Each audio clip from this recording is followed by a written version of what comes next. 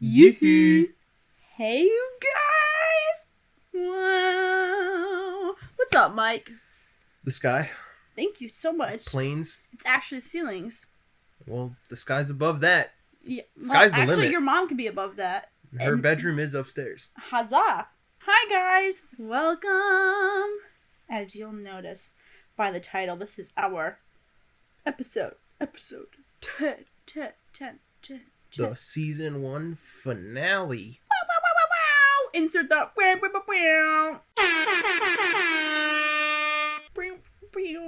Finale. wow. Hey guys, okay. Hi, I'm very excited. I'm very sidetracked so that we can just Everyone's excited, actually. right into it. Yeah, Mike, are you excited? You couldn't fathom. Okay, I can't. And it shows, doesn't it? Wow. But yes, I am. You guys, as you can probably already tell, this episode is going to be way different than our other ones. The main one being, buckle in. There's going to be a 3-hour safety video. Did you buckle in? Safety first. We will not be editing this episode. That means that if, there's some cutie pauses or we do some rambles or if we cough, like I actually really have to cough right now, even though we just started recording. It's do it, bro. Fine. Do it. I will. Sick. Yeah. We're not gonna cut that out. Why? Because we're cool like that. You get a more genuine experience with us. Yeah. Also, because it's our finale, and so our episode should go out with a, as Amy Duncan says, ba-bam. So, yeah. So, Mike, do you have anything else to say about that sort of situation? I believe the first 9 episodes, you met us through a filter. This is the realest us that you'll see. Oh, yeah. Unfiltered, black tar coffee. Let's do this. That's disgusting. I agree. Oh, okay. Well, so, to get into the structure of it all, because I know that you're wondering, well, Molly, how else is it different? We're throwing it at the wall. Yeah, basically. So we're not going to have any media updates today. I won't even talk about Taylor Swift's new album coming out October 3rd. You just did. Not going to talk about our current fixations or do a center stage. About Harry Potter in concert. Yes! Or one song spotlights, because this entire episode is going to be about our top 25 songs of the summer. Confetti, yeah! Woo! Yay! So when we said... Top 25? That makes me un poco loco. Oui.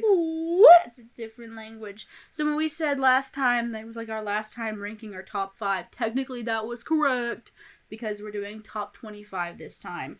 Mike, Do you want to explain the format of it, or should we just, in the words of Voldemort, begin? So, our first 5 songs from each of us will not have explanations as to why. They'll have brief descriptions, but not, fully fleshed out, discussed. And then the actual 20 through number 1. Mine is personally ranked. We'll see. We'll talk about it. Yeah. As I said. Yep. We're doing that. 20 through number 1 is going to be, actual discussion. Yep, and letting you guys know that both of us have written out? Shit. We both wrote out our ideas and our reasonings and everything like that. So, especially mine at the beginning, it's going to sound a little bit more like I'm reading off something, because I am going to be. Because that's still better than a ramble. So, just get ready for that. And, this gives us more time without center stage. And letting you also know that we actually have heard the songs that both of us are going to be talking about before. We just don't know the order of them. True. So it's still a little bit fun for us, because I don't know where Mike put some of his songs in his ranking, and he doesn't know mine. Vice versa. Basically, yeah. You get it. You understand. I have to cough one more time. Daft Punk. Thank you. So, yeah. Mike, how are you feeling? Good. Besides the ASMR and the test. Thank you. Yeah, guys, Mike doesn't like ASMR. Oh, I forgot to ask you a question before we started recording, but now we're recording. You can just ask me in recording. I don't care. I'm going to ask you right now. But actually, can you see this? Yes. Do you have those 2 songs on your list? No, I don't know what it said. Oh. I thought you meant legibility, like, can I see letters? Oh. No, I can't see what your screen says. Mm. Well, now I can, and I have one of them on mine. You don't have the latter, correct? I have the former. Oh my god. Okay. Cool, yeah. That's fine. I guess it's just not going to be on my list. For some reason, I assumed it was on yours, but that's fine. Okay. Well, we were... I do have a song by that artist, but not that song. That's okay. Okay. Guys, for reference, first of all, that's the sort of thing we're talking about, that we're not cutting that out. Also, we took a road trip, and we found out that we had... A lot of potential overlaps. A lot of potential overlaps and some overlaps. So... There were a lot that Molly went, I should have had that on my list. And then I went, it's on mine. Yeah, so that was really exciting. I think that both of our playlists combined make a really good mega playlist. So we that's actually cool. got approval by 2 friends at a pool party. True. They said that was a banger summer playlist. Shout out those 2 friends. And yeah. Also, we are going to put Mike's playlist and my playlist in their own playlist on Spotify, and because we're cool, we'll also combine them. And some of you out there, I forgot who's so sorry, were asking me, like, Molly, you're so good at playlists, so I need some playlists. So Molly's gonna make some playlists and put them on our Spotify, especially since we're gonna be dipping in everything. So if I could do the R2D2 screech from the prequels, I would. Yeah. But also, I'm going to put my top 25 as a YouTube playlist on our channel. Cool. Let's go. Can you do that with mine too then? Yes. Let's go. Friendship. Also, while we're here, I have to shout out a viewer who I forgot to shout out last time. Lewis! No, she's actually from the chorus I'm in, Capital Land Chorus. Shout out. If you're looking to join Barbershop, go there. Her name is Cassie. Cassie, you're awesome. Thanks for being an avid listener, texting me about your ideas and your opinions on stuff. You're super cool. I have one question for you, Cassie. Mm-hmm. What exactly is the function of a rubber duck? Period. And you know what, Mike? I think she can tell you the answer. Really? Yeah. Cool. Mm-hmm. That's very kind of her, actually. Totally. I'm totally going to be coughing way more than I thought I would be. That's I fine. did not think of this through, guys. I am holding back so many. Yeah. I'm toughing it. I mean, honestly, if you end up listening to this whole thing, even though that wasn't fully the plan. As long as your coughs don't sound like Dory doing humpback. As long as it's not clear that you edited it out, you can edit it. Just... No. It's fine. No. Everyone We're tell Mike sticking that's to the fine. unedit. And that's my story, and I'm sticking to it. Okay. We're not back, editing. Guys. That's crazy. That just means that they just heard our first undercover conversation. Like, that sort of thing we cut. Yeah, I guess. It is. Well, okay. It's when I go like this. I go, Mike, I really think I should have been like this. Okay. Mike and I are going to now rock, paper, scissors to decide which of us shares our rankings first. Loser goes second. I hate that. Loser goes first. Yes. Okay. There we go. Just one and done? Let's have fun, because it's going to be long. 2 out of 3. Okay. Rock, paper, scissors, shoot.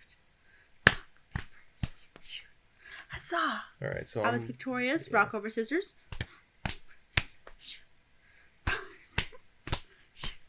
Whoa! He just beat me. Scissors over rock. And we both did paper first. Twice that time. Paper, scissors, Thank you. Sweet. I go first. So, the way that we're going to do this as well, I think Mike already said, I'm giving you guys... We're starting 25 down. Yes. So, my 25 is... Oh, guys. Sorry, I have to read this gigantic paragraph before I begin. Is this your, like, thank you for listening? Oh, my God. No. No, I was final track. No, I was going to do that off the cuff. So, Okay, guys, please bear with me. And if you're my sister, please focus. Okay, in order to make this make sense, I'd like to define what my top 25 songs of the summer playlist means to me. And hopefully Mike will do the same before he begins. So, as always, as we all know me at this point, to make things easier for myself and for you guys, this list is split up into sections. Here they are, not in any order. We got Roll Down the Window songs that are great in summer, past songs of my summer, songs that will always be classic summer songs to me, and I guess you could also say rolling down the window songs that don't necessarily have to do with summer, but I'll talk a lot about how the ideas of summer and the ideas of rolling down the window and driving freely are very similar. The essence of it. Yeah, so they could be in a summer playlist, and so they are. Whoa. Here's what I don't want for this list. I thought that was easier. Backlash. And no, what I mean, No. it's easier to understand. Okay. Well, sure, I don't want backlash. You're right. I don't want it to just be songs I've been listening to from this summer. Just because even though it is the current summer, in a few years, maybe some of these songs might not be associated with summer anymore. Maybe I'll think these songs suck. Or they could be, I don't know, but we don't know, right? Yeah. And and just the songs I've been listening to just this summer are not a good depiction of a classic summer. So, I also don't want it to just be classic summer songs. Because number one, that's basic being basic. Everyone would know those. Wow. And number two, because that would be excluding songs from my current and past summers. I don't want songs from my past summers, just my past summers, because some of them don't hold up anymore as songs of the summer, quote unquote. Dang. And it would exclude classic summer songs. So I hope that makes sense why I'm choosing to do it this way.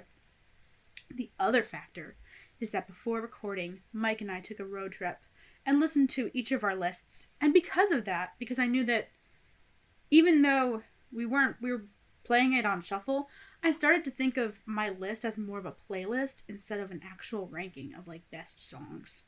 So I would honestly say this is more of a playlist than a ranking because some classic summer songs might be lower than a song I'm listening to right now on this list when they embody summer more. So don't be mad at me, okay? What? I'm telling the listeners, not you. I know you won't be. Right? Correct. Thank you. I also want this playlist and or ranking to be a bop and a journey through the whole list. I mean, obviously these songs are all bangers, but they're placed in a way that slaps. For example, the first song and the last song are both absolute bangers on this list.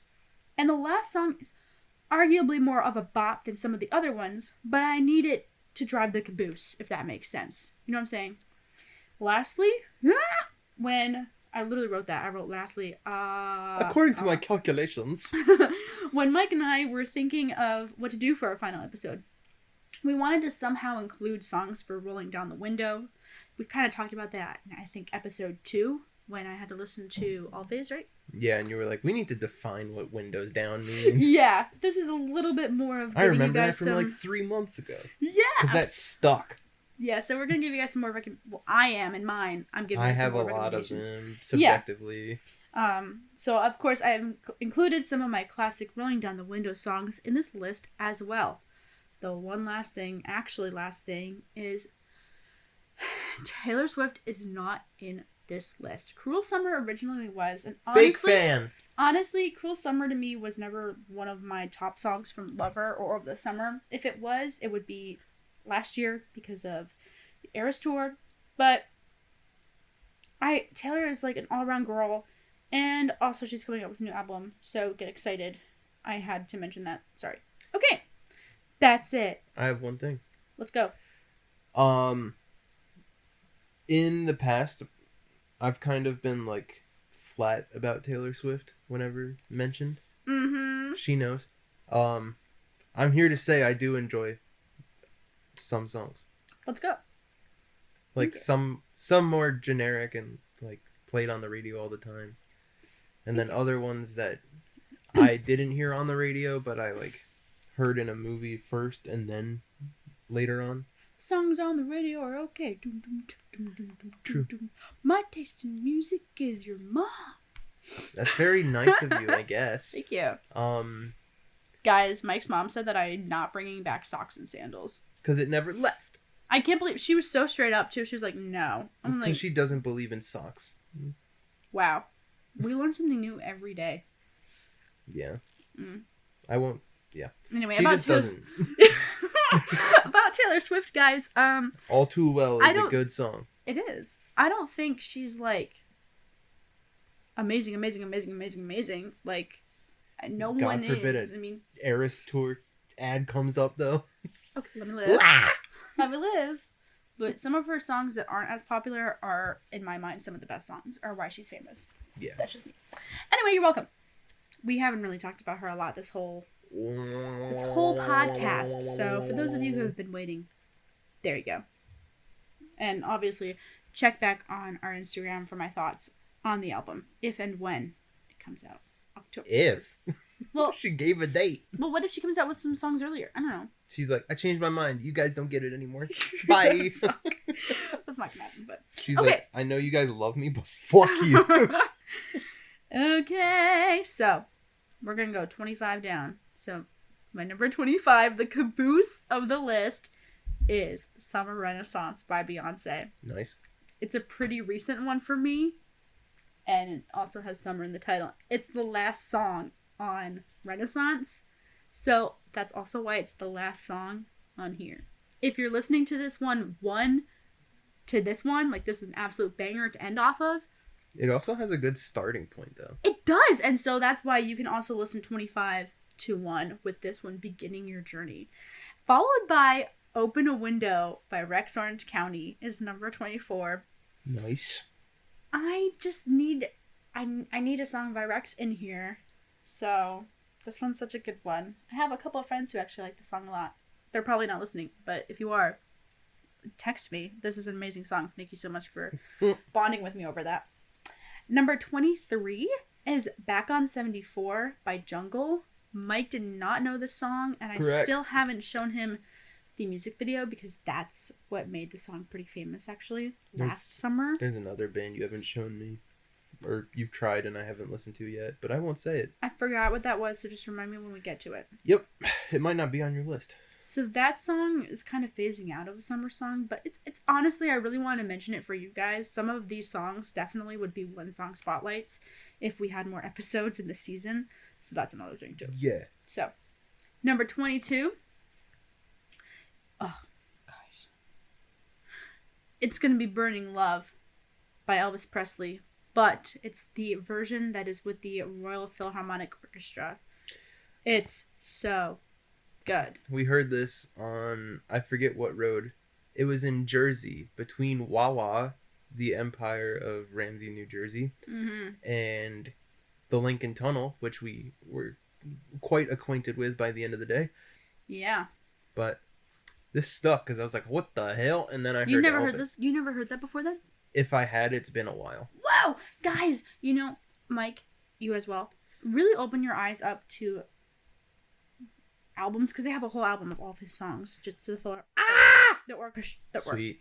Orchestral version. I know what you're trying to say. Thank you. Even if you have peanut butter in your mouth. I don't. Actually. That was lovely. Do that again. No. Why not? Because you have it on recorded. Oh my gosh. Okay, fine. Actually. It's like that in Fish from Fish Hooks. Oscar. So yes, listen to that. It's lovely. Also, I do think that my 25 to 21 are all like the random guys. They don't really fit in the top 20, so I actually kind of like this. I totally meant to do that. Number 21 is the most recent addition. I had to switch this one out, and I had to add it literally like 2 days ago because I remember that it exists. If you guys have seen the movie Call Me By Your Name, I know that Mike has. We've already talked about this. This is a song that plays on the radio while they're playing tennis. And I heard, I think it's like the part where he's like, Miss Cha-Cha, Miss Cha-Cha, Miss Cha-Cha, I actually don't know what he's saying after that. Anyway, and I was like, this song is cool. Let me listen to it. And then I found it, and I said, oh my gosh. So it is called Paris Latino by Bandolero. which is a 1980s French disco band. And that's amazing. So that's on there because You've that was mentioned during... French disco in a previous episode, I feel. Yeah, Trick. It was a one-song spotlight. Yep. Mm-hmm. So I wonder if they were like... I don't know anything about... Twins! Yeah, I don't know. But Call Me By Your Name takes place over the summer, right? And... Yes. I... Questionable produce consumption summer. Oh my gosh, I wasn't going to mention anything like that. I saw the movie, I think, in college. So did I. Yeah, so great song. Great song and a great soundtrack, honestly. They kind of did that. So those great are my... performances, too. True. Yep. Chalamet! Timothy Chalamet! So that was my 25 to 21. That was terrible. Chalamet! There we go. That was better. That was for Joe. Yep. Joe loves saying Chalamet! Mm-hmm. All right. Cool. Mike? This is my introducto. That was a Harry Potter spell. Hey, guys. Reducto! Wait, who says this in the last movie we just saw? Petrificus Totalis! Draco Malfoy. Thank you. I'm not that far from being a fan. Let me just quiz you. It's fun. Okay. Well, I won't say one. Besides that. One. The worst. I hate Lavender so much. You daft Timbo! And for the record, I've always found him interesting. Good call. So, my 25 are ranked. It was, if you see my Spotify playlist, the description of the playlist is, this was fucking impossible. It was really hard, guys. I changed my rank at least 15 times in the past 2 weeks. I used 4 pieces of paper, front and back. I did not. I just got lost in a Google Doc after I rearranged it every time. Yeah. No. I'm saying that as if we didn't choose this. It was, guys, originally 15, and then it was us explaining 15 and then we were doing the 5 with the 20. And then I was like, Mike, it needs to be 25. Yes. And then, so my 25 are ranked 25 to 1. I ranked them based on personal enjoyment as well as being songs of the summer. In a similar vein with Molly, mine are not just this year. It's like a collective, since childhood, songs I associate with summer, day one to now. Nice. Yeah. Cool. Do you think that your number 25 is a better song in general than number 24? Or for the theme, it's number 24 is a better... I switched up my words, didn't I? I am on track with what you're saying. Thank you. I prefer number 25 over number 24, but number 24 is a heavier summer song. Gotcha, okay. That was amazing. I think I fully understand you right now. Wow! It only took us 10 episodes to get... It almost took us 4 months. Whoa, yeah. So, my number 25. Hit him with it, Mike. Don't Take the Money by Bleachers. Jack Antonoff. Okay.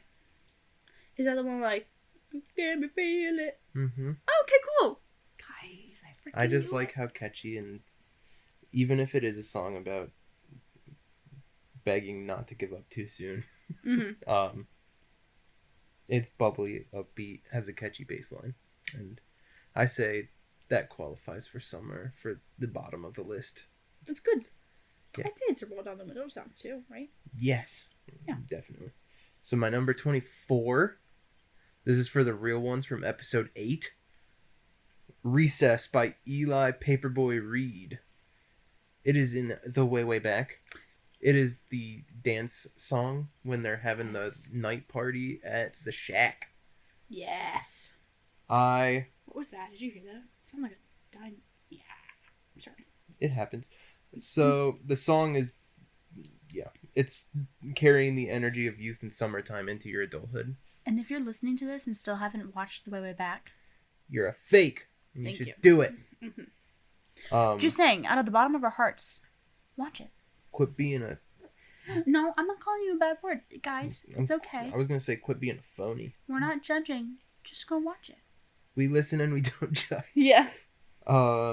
Yeah, so I said it's a song of the summer because it's attached to a summertime classic movie. Low on the list because it carries way too long at the end. They do say recess 13 times. So, 13, Taylor Swift. oh my God, what a reference. My number 23, from one of my assignments this season. Whoa. Levi's Jeans, Beyonce and Post Malone. Yes. It's a song of the summer. It's a slow roll, windows down. And I say, if Molly doesn't know what I mean by that, imagine Ramon and Flo in 2006 Cars. Yes. Guys, I'm so happy that he likes Cowboy Carter. My number 22. Everyone knows this song, and if you don't, you definitely do, and you're lying. It is 1985 by Bowling for Soup. Oh, yeah. I always forget that they're called Bowling for Soup. It's so good. I saw them live in September of 2024. Nice. It's an undeniable heater year round, but me personally, skate rock equals peak summer vibe. Yeah. One of my peak summer vibes. My number 21. Whoa. We're already at 21. In honor of tragic news in July, War Pigs by T-Pain. Cover of Black Sabbath War Pigs. Rest in peace, Ozzy Osbourne. One of music's legends. Had to do it to him. Yeah. Song of the summer because it's a punky... It is a punchy funk, soul, metal fusion. And it has anti-war hippie sentiment, which I associate with the summer. Nice. Yeah. Craziness. And then... T-Pain, lovely voice. That was 21. What? I was going to say, never mind. I was like, oh my God. I do have one note about my number 21, though. I'm ready. Because, in honor of Ozzy, Ozzy called this the best cover ever, in his own words. I personally find that debatable, because I have heard Johnny Cash's performance of Hurt by 9 Inch Nails, and that is a banger, but it's not on my list. Dang. That was my top 5 that don't get descriptions. That was crazy. Crazy. You know what? We're so back. We're back this whole time. We never left. Like huzzah. Or socks with sandals. Guys, hear me out. Are you with me? You're here. Right? We're on the same wavelength right now. Yep, if I can speak. Whoa. I'm bringing back the word huzzah. I'm telling you, you don't have to bring it back because it never left. Okay. Let me tell them though. Okay. So. Go for it. Start using it in your vocab. Speak your truth, Molly. Again. I wish you could clip that and put that in a button so I could press it and make it speak your truth. That was so good. Huzzah! Anyway, okay. Mike, are you ready for my top 20? Woo! Your number 20? Yes. Well, all of us going on the journey of top 20 Oh, together. alternating, but your top 20. Starting. Correct. Yes. What is your 20? My 20. So, this song starts what I call my Powerpuff Pop Girl moment. As this song... That's 4 words I never put together. I think, isn't Powerpuff one word? Yeah, but it's a great show on Cartoon Network. Correct. Or it used to be. It's starting my Powerpuff Pop Girl moment because this song and the next 2 on my ranking are all from last year. Whoa. And each song was from an album that was made popular, made by a popular pop artist at the moment. Wow. And so these 3 songs made my summer last year, along with others. You'll find out. But this one is lower, mainly to get a listener into the vibe, but also because I don't always associate it with summer, as it can kind of be a year-round notion to not fuck up a relationship. It's Good Graces by Sabrina Carpenter. Whoa. Yeah. I remember listening to this in the car. Yeah. So if you're listening to it 25 to 1, it gets you into the next song, and if you're doing it the other way, it kind of gets you out of what I'll tell you later. How do you feel about that, Mike? I am okay with it. I almost had Sabrina Carpenter on my list, and then I said, nah. Yeah, we never actually... It was kind of Same good that with we Chapel never... Roan. Because of... Aw, dang, yeah. Because of our situation when we were listening to the latter half of my playlist, we never actually got to talk about it. And in the moment, I was True. upset. And then I realized we're talking about it right now, so we it's were in fine. certified midtown traffic. Yeah. So. Being told where Port Authority was. What Sabrina Carpenter song would you have had on your album? Your album. It was ranking. Taste, I think. Right. Yeah, in case you couldn't into the microphone once or twice. She does it every time. Guys, Mike doesn't want to admit it, but last year he listened to Short and Sweet by Sabrina Carpenter. I didn't say I wouldn't admit it. I've told you before. But we never talked about it. Okay. I'm mainly telling them so that you guys can tell him that it's not a bad thing. It's okay to like the pop girlies for a second. It's alright. Last summer was a pop girly summer, and now it's dad rock. It really was. Yeah. I had Chappell Roan, Billie Eilish, and Sabrina Carpenter as my top 3 on Spotify Wrapped. Dude, none of Billie's on my list. That's fine. Same here. She almost had Birds of a Feather, but then I said no. Yeah. Okay. What's your 20? My number 20, You Know It, by Heart. We talked about it in episode 9. Okay. My Way Soon by Greta Van Fleet. Dude, did you hear me go, what's your 20? Yeah. Did you know that's like a code word at Disney? What's your 20 just means like, where are you? Like, what's your location? I know.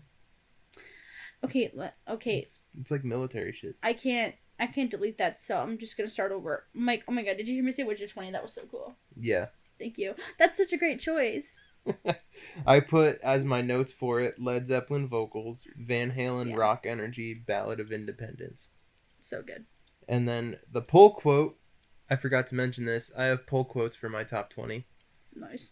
I've packed my bags and I got my freedom. I've sacked the rules so I don't have to heed them. I packed my bags and I got my freedom. Correct. That was really good. And I said it was a song of the summer because we've previously agreed that it was. I set the rules so I don't have to heed them. Scream in 3, 2, 1, 3, 2, 1. That was good. Sweet. Poor life on the thing. Yeah. God forbid my neighbors are sleeping. I'll probably pull a couple of quotes for my songs. Don't you worry. Woo! That's awesome. I support you in that. Yeah. I'm happy that Greta is represented. I don't view them as like a specifically summer. That they are included in the roll down the window aspect, which by being friends with Summer, it's fine. By proxy. I agree with that, basically. Cool. Thank you. Woo! My 19. So, okay, if I'm talking about Powerpuff Girls, which song? Mojo Jojo. It's a character. Continue. Which song do you think is next? It's gotta be one of 2. Of 2? Yeah, like the pop. When you think of Powerpuff Pop. I think Sabrina Carpenter and Chappell Roan. Okay, and? So, like, if we're going by haircut or, like, by hair color, What? Sabrina Carpenter is blonde. Oh. Chappell Roan has red hair. Who has black hair? Oh, Charlie XCX. Thank you. My number 19 is Talk Talk by Charlie XCX.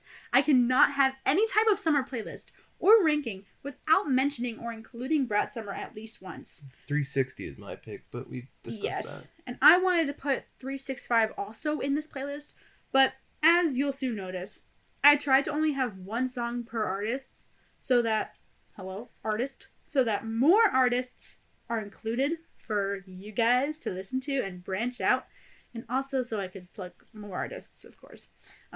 This song was one of my faves from the album, as it's, to me, just the right amount of techno, and some of the sounds are genuinely, like, so nice to listen to, like, on the speakers. My ears are like, oh my gosh. And, I can pull a quote, the end quote from, like, the song. It's like the, talk to me in French, talk to me in Spanish, talk to me in your made-up language, doesn't matter if I understand it. Yeah, it's lovely. Swedish Chef. Shall we go back to my place? Charlie XCX was talking to Swedish Chef in that song, and you know it. Talk to me in your own made-up language.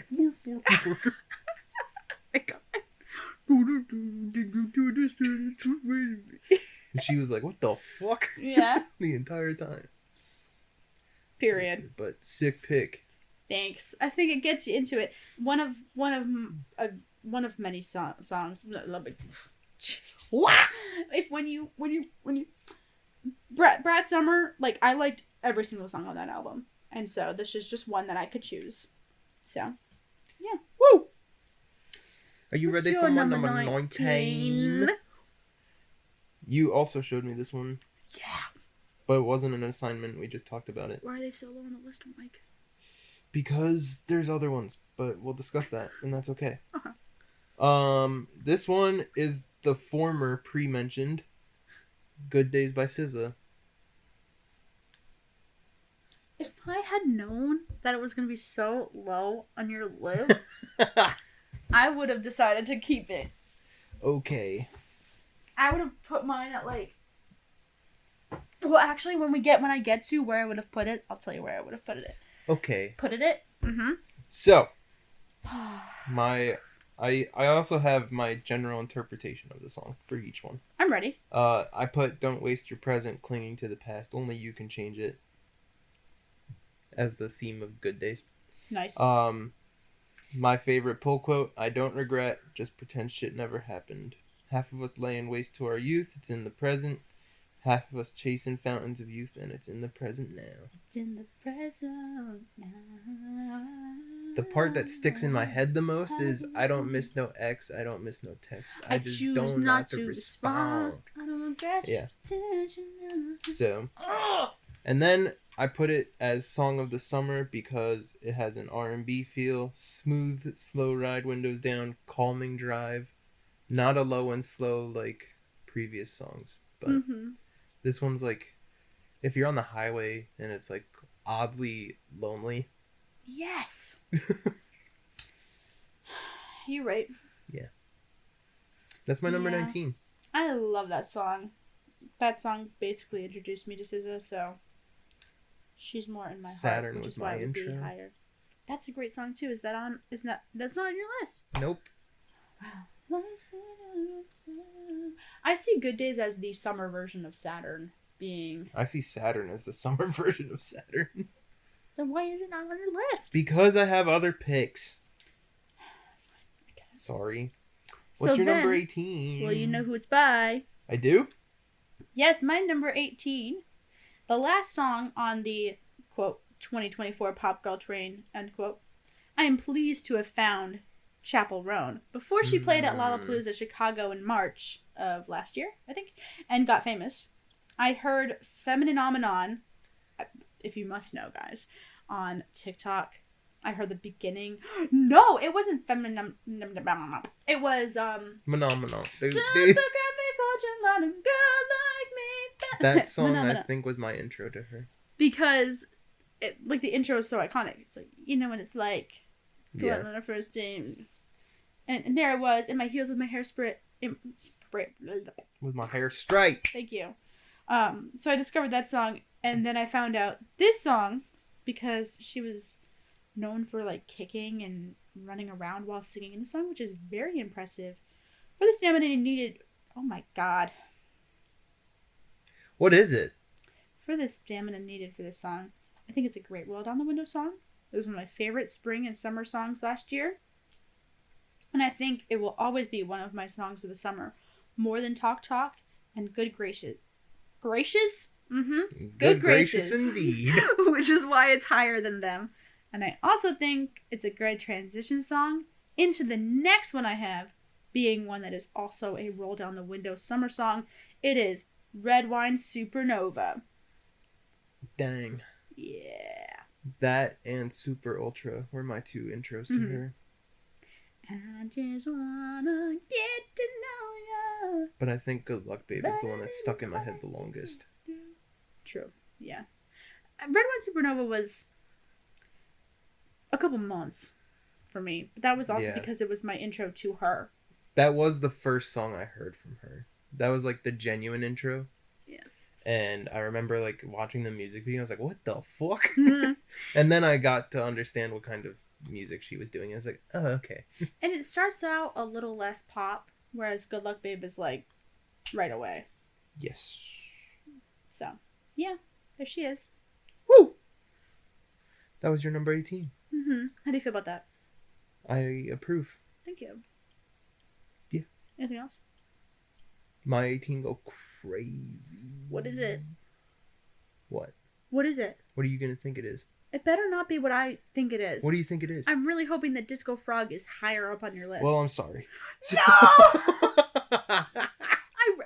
Dude, you hyped that song up so much. Hang on. I thought it was going to be your number one. No.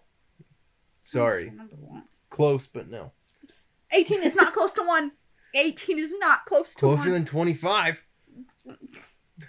All right, let me just put what my first note was. Actually, yes, okay. We're so fucking back. Could never be more back when this song first comes on. I'm snacking while Mike is talking. Sorry, guys. So the song is very simple, but it bangs. Here's the deal. It's a quiet swamp. Frog shows up in a leisure suit and starts dancing, and the rest of the swamp animal goes, holy shit, and they join in the jamboree. And it's awesome. In the jamboree. Here's the deal. The pull quote I have is, join us by that swampy waterside where we never have a thing to hide, and it makes you feel so good inside just to be there. Nice. Can and I pull Molly's a quote? pull quote is, you do it. Let's say it at the same time. No. 3, 2, 1. Ribbit! Ribbit! I knew exactly that would be yours. We know each other so well. That was awesome. Are you kidding? That was great. Okay. So, it's a song of the summer because it has summer written all over it, and I can't explain it otherwise. It's the disco. Never forget the first time you listened to that at the end of episode 1 or the start of episode 2. The horns, man. Brass. Ugh. Yeah, and then you had the background singers going. Oh my god, lovely. And you were like, what is this? It was amazing, guys. Really take a listen. I'm really surprised it's not his number one. I was actually really hoping that would be your number one. No. I'm But sorry. I did fumble the bag and got myself the vinyl on my birthday. And then Molly was like, you stupid bitch, I got it for you. Yeah, so guys, I have it too. I don't have a record player, but it's fine. But she does have 4 by Jerry Nelson, so that's fine. Mm-hmm. Who's Jerry Nelson? It's the numbers from Sesame Street. Oh, four. Yeah, that's a great song too, but not summer banger. Okay, well, I'm sorry to ruin the night. it's fine. I don't understand what the. Sorry, you didn't ruin the night. It's a year-round kind of vibe, but like it hits harder in the summer. Okay. Yeah, with that mentality, I'm hoping that your number one summer song is like, in your mind, the summer song, because that's what mine is. It is. So, with It that very much ideology, I support you. Yes. Great song, guys. Great song. Yeah, I'll preface my number one right now with no spoilers. Wow. It is the quintessential summer song, but it feels like summer every time you listen to it year-round. Whoa, that's crazy. Mine too. Wow! Okay. All right. My number 17. would be 17. Is that a Heather's reference? Yes. Sick. If any recruiter was just listening to that, that was not me trying. I Not can sing that better. Hermione either. Not me. Not Hermione. You. Yo. Sweet. My number 17 is Summer Baby by the Jonas Brothers. Woo! I was debating for a while between... They have really good ice cream from Friendly's. Yeah, I guess so. It's gone now. Mm-hmm. I was debating on this song or Montana Sky or both. There was a time when both of these songs were in this playlist. Or ranking, I guess. But it ultimately went with this one because it is more summer. It's also in the title, duh, and it's more about that because of that, This song is from the Jonas Brothers' album, literally titled, it's called The Album. And I think that's... What is it? It's called The Album. It was a joke, whatever. Oh. And I think that's a little stupid, sorry, Jonas Brothers, because honestly... How dare you? If this song... Well, okay, wait. If you've only listened to the Jonas Brothers' Disney Bops, I suggest you listen to this album because I think that Sorry, overall... that was a separate thing. I think that overall, This album is their best, period. And it's interesting to me that they keep coming out with music because this album is so good in my opinion. I mean, I support them, duh. Okay, whatever. I also think this album as a whole is a summer album, which is why it is represented by this song in this ranking. And I also think that the pre-chorus is super catchy too. It's still catching feelings for you. Feelings for you. And then the bridge is also catchy. Feels What about the tunnel? Feelings for you. Catching feelings. It's a very bad joke. Ignore me. Yep. Overall, a simple and catchy song. Good for our car ride as well. Sorry. Sweet. Totally. Also, guys, by the way, I was sick pretty recently. So was I, dog. So was Mike, but Mike sounds fine. My voice sounds a little low and a little. It's because I in the back tackled of my this opinion. shit with orange juice and menthol. Okay. It was bad. I was trying my best. We were both sick. We were both down for the count. I'm not saying I was doing better. So, yeah. One illness. Ooh, acetaminophen.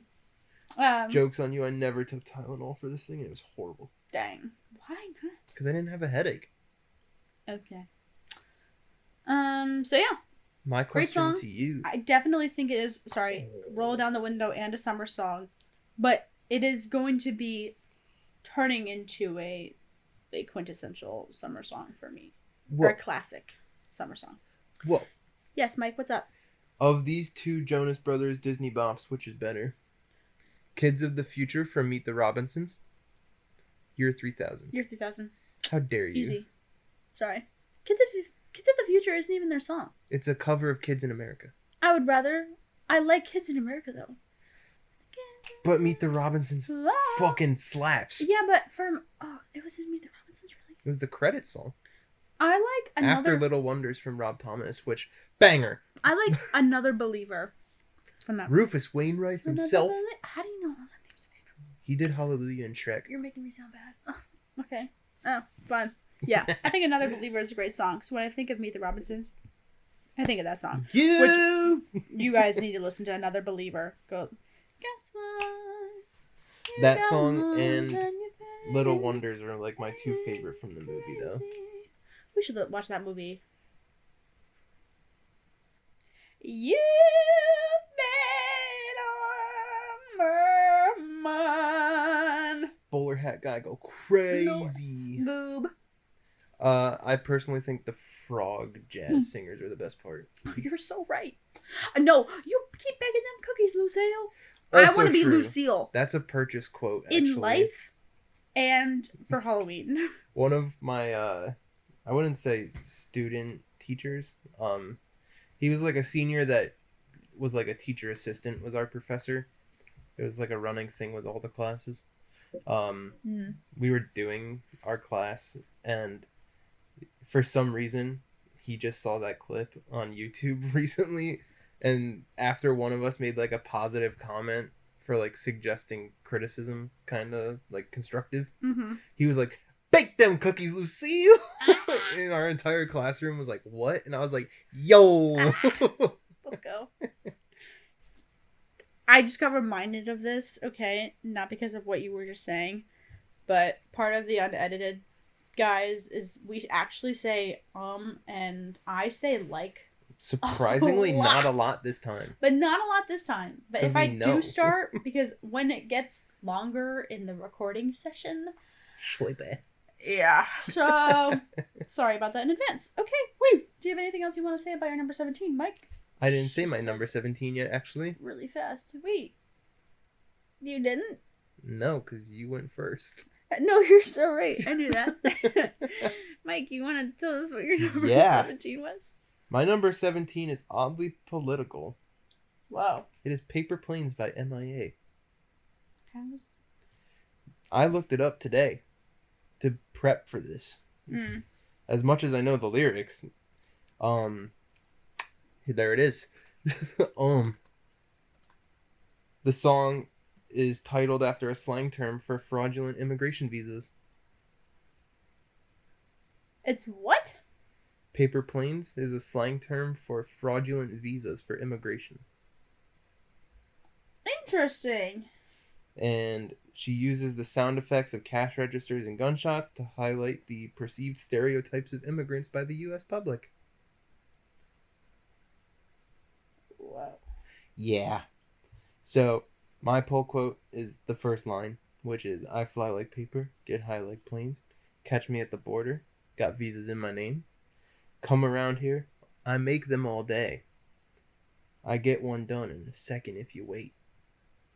Wow, interesting. I had no idea. Yeah. So, it's a song of the summer for its steady bass, catchy lyrics, and flow.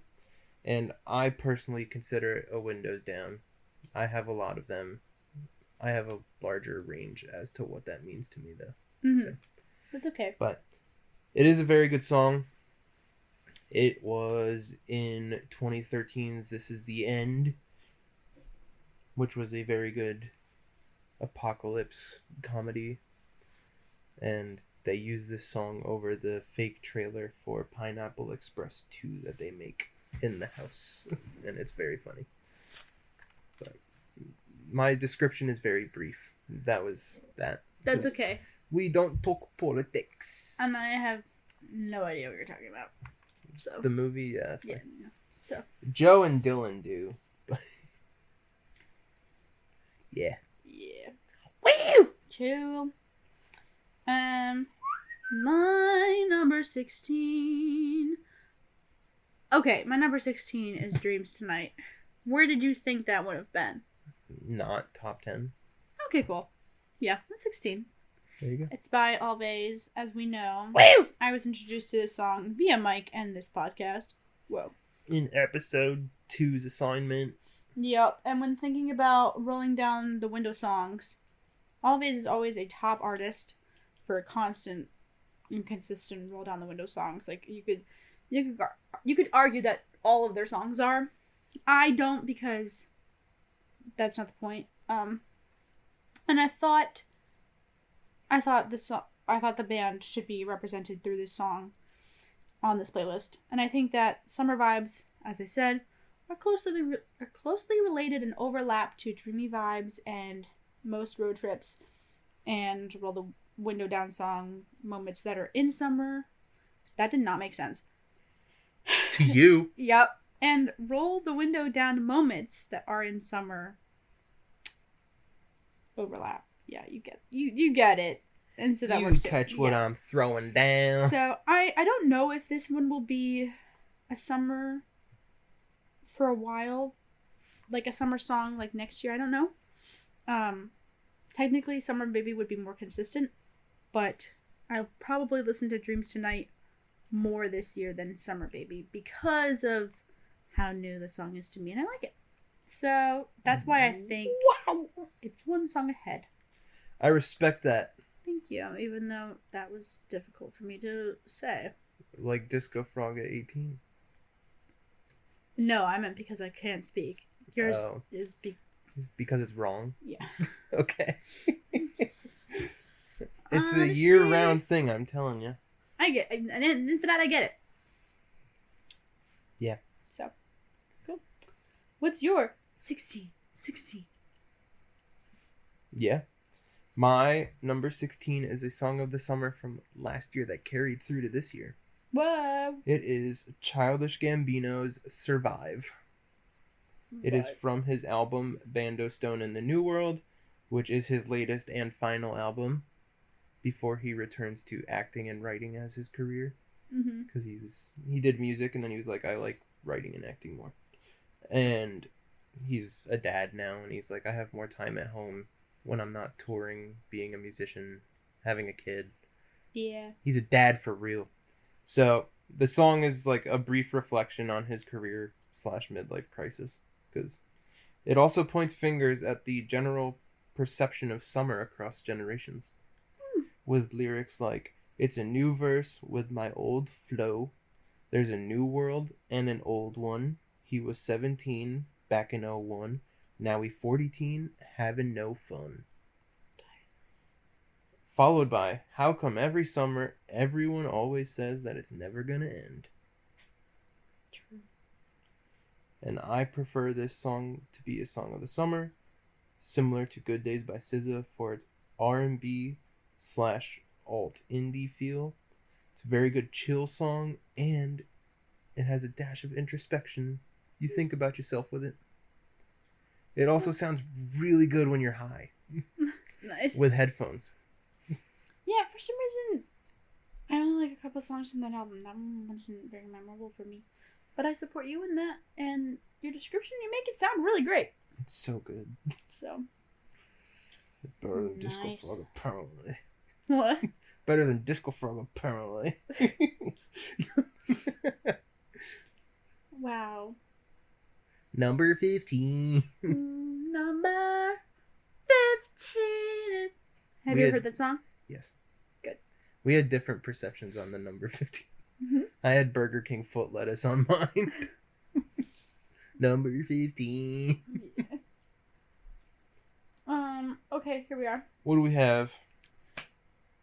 Honestly, this song is just a great song for all seasons and also any roll down the window experience. The song is also prevalent because, as Disney World people know, this song is one of 6 you can randomly get while riding Guardians of the Galaxy Cosmic Rewind at Epcot.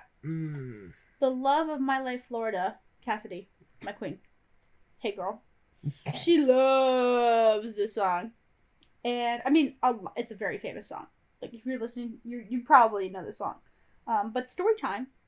I like how I wrote, Molly tells the story of when we rode twice and finally got this song. Now it's time for Larry's silly songs. Silly songs with Larry. The part of the show when Larry comes out and sings a silly song. So, quick Pizza story Angel. time. Quick story time. Yeah, guys, I freaking, not on the fucking podcast, introduced Mike to VeggieTales. You didn't introduce me. Well, no, I introduced you back into it, and he freaking loves it, but, like, you guys don't even know it's not even fucking recorded on it. And he watched the music videos without me, and now he likes them again, and I'm just here. That's a loaded thing to say. I didn't say I liked them again. I played them at Dylan's because Dylan Why did loves... you just said that? What? Why did you say Pizza Angel? Why did you say that? Just to be a deep cut. But you... And then you were you like, said you yo! liked them. They're bangers, and you know it. Yeah, sports utility vehicle. Thank you. Anyway, okay, story time. I'm back. Hi. So, I don't think Mike knows this either. I don't really talk about Disney stuff, but one time, towards the end of my college program experience, so I was leaving Florida soon. As I said, Sorry. As I said, when you ride Guardians of the Galaxy, it's 6 random songs. But we never got to get this song. So the songs were I Ran, September, Run Away, Oh Nada. Obviously, I know all 3 the song of I'm those about songs. to mention.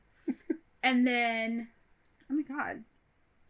Are you... Burn, baby, burn! Disco Inferno. And the last one is Conga. How could I forget Conga? So a lot of people have different experiences. Like some people hate Conga because they only get Conga, but it's at random. So basically we have gotten all the songs except for Everybody Wants to Rule the World, which is the song that I'm talking about. And so Cassidy and I went on the ride and we didn't get the song, but we really thought we were going to. And then I don't know what prompted me to be so awesome, but I bought us Lightning Lane passes for us to just go on again. Because I think I knew that it was going to be over soon. Before you did your Challenger stance. Our love life, and correct. And and we went on again and we got the song, and it was like awesome. It was totally awesome sauce. It was totally awesome. Awesome sauce. Totally awesome sauce. Dash. That was totally awesome. No, that's totally wicked. So yeah, and yeah, I also think that the message of the song can be associated with summer, with the ideas that the freedoms of summer doesn't last forever. Yeah. It lasts until summer ends, which it will. And I think the song is also good. It's at a good spot because it's a good transition into songs that I will always associate as summer songs. This is an all-year song, so I guess that means it can be included as a Roll Down the Window song as well. So, yeah, it's by Tears for Fears, if you don't know that. Yes. Everybody Wants to Rule the World. That song is year-round for me because I heard it all the time at the bakery I worked at, because we listened to, like, Albany, New Yorkers get it. We listen to 95.5 the entire time I worked there. Yeah. And I tried changing it, and they were like, "Who changed the radio?" And I was like, "I don't know." And it wasn't fair. Margaritaville came on twice in my entire time working there, and I was like, "Oh, Dang. I wish it was more." Yeah. But, Tears for Fears. Everybody wants to rule the world. How about that? I respect that. What's your Was it the Tower Ride or the Cosmic Rewind? Cosmic Rewind? Okay, because I know the tower is themed after them now. Yeah, it's the one in Epcot. Mm. We got to quiz you on. Guys, You don't have to quiz me on after Disney this- World. I just haven't been there. the tower one isn't at Disney World. Okay, well, if you're gonna quiz me on which park which thing is at, I'm just gonna lose. We should just go. You say that. Yeah. I'm more focused on going to the Boston Aquarium. We're gonna go to Disney. We'll see you next time. We're gonna go live. We're at gonna- the we're aquarium gonna- with the penguins. We're gonna do shots at Epcot, okay? You act like I wouldn't drink around the world and then puke. Yeah, it'll be a great time. No, Yeah, well. because I don't drink that much. Okay, Mike, what's your 15? My number 15, Give us the 1-5. which is one that you know Yeah. because Okay. you know how the title is performed every time it plays. Okay. It is Bruce Springsteen's Born to Run. Remember we were born to run. Exactly. So, first note, I put it's not summer without at least one Springsteen song. Born in the USA was my second competitor. Born in the Yes. USA. I also put Thank You, Jeremy Allen White. The song's been milling around in my head since the trailer dropped for the movie. Of course. So, the song itself, I put it in my Song of the Summer reason. It's Americana, and it's a banger that says, "Get busy living or get busy dying." Nice. And the quote that I have from the song for that is, "In the day, we sweated out on the streets of a runaway American dream. At night, we ride through mansions of glory and suicide machines. Saying we work for the man during the day, but we rip our cars at night." Followed by, "The highways jammed with broken heroes on a last chance power drive. Everybody's out on the run tonight, but there's no place left to hide." Wow. Saying that life's catching up to them and they gotta get busy living before they die. Nice. It's really good. 1, 2, 3, 4. Dude, the Jonas Brothers have a song called Americana on what? The album called The Album. You know what? That's not Bruce Springsteen. What a twist. Cool. But I support you. Bruce in that. I get it. Springsteen is like he's one of the threads of American summer music. Just because like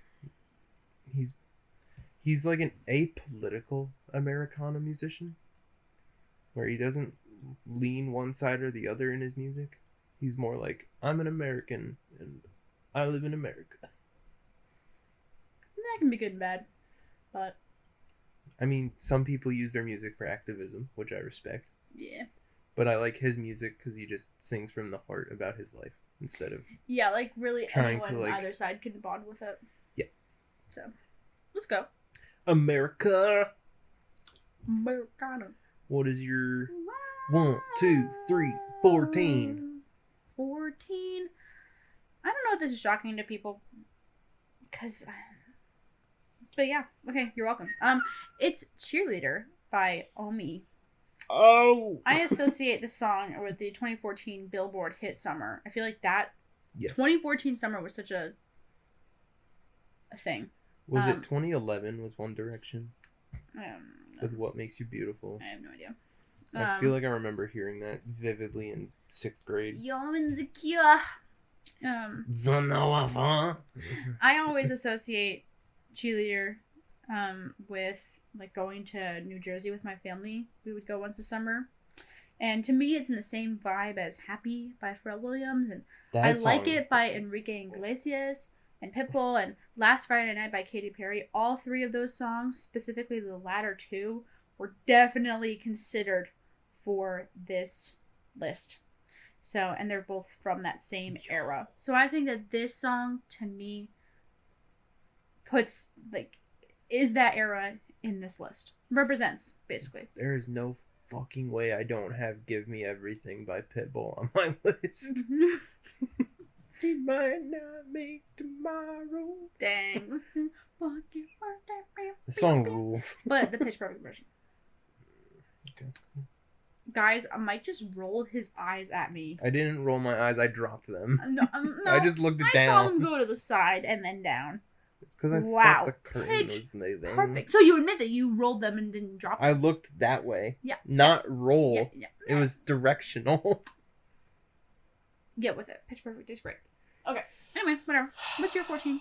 My 14, you listened to it for the first time on Saturday night. It was one of my new picks. It is a country banger. Mm-hmm.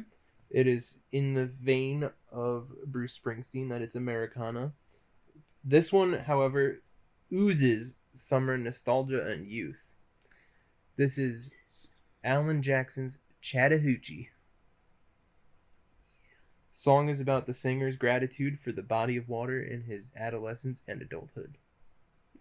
He grew up with it, didn't realize its value until he grew up and was like, whoa, my entire life happened on this water. So, Nice. quote, down by the river on a Friday night, pyramid of cans in the pale moonlight, talking about cars, dreaming about women, never had a plan, just living for a minute. And then, never knew how much that muddy water meant to me. I learned how to swim, and I learned who I was, a lot about living, and a little about love. Banger. It sounds much better than what I'm saying. Yeah, it was cool. I forgot, what did it replace? Like, what did... I think it replaced the other Bowling for Soup song. Oh. And then I rearranged based on putting this song in. Yeah. I support you. Yes. The other song was not really a song of the summer. But I support that digress. I support that it replaced another song by the same artist that you already had on there. Yeah, but I also dropped 1985 quite a drop today. Yeah. It was in my top 10 and now it's my 22. Yeah. 22. I don't know about you, but I'm 25. Wow. Better than 24. 25. You know what's better than 25? Not paying for fucking health insurance when you're 26.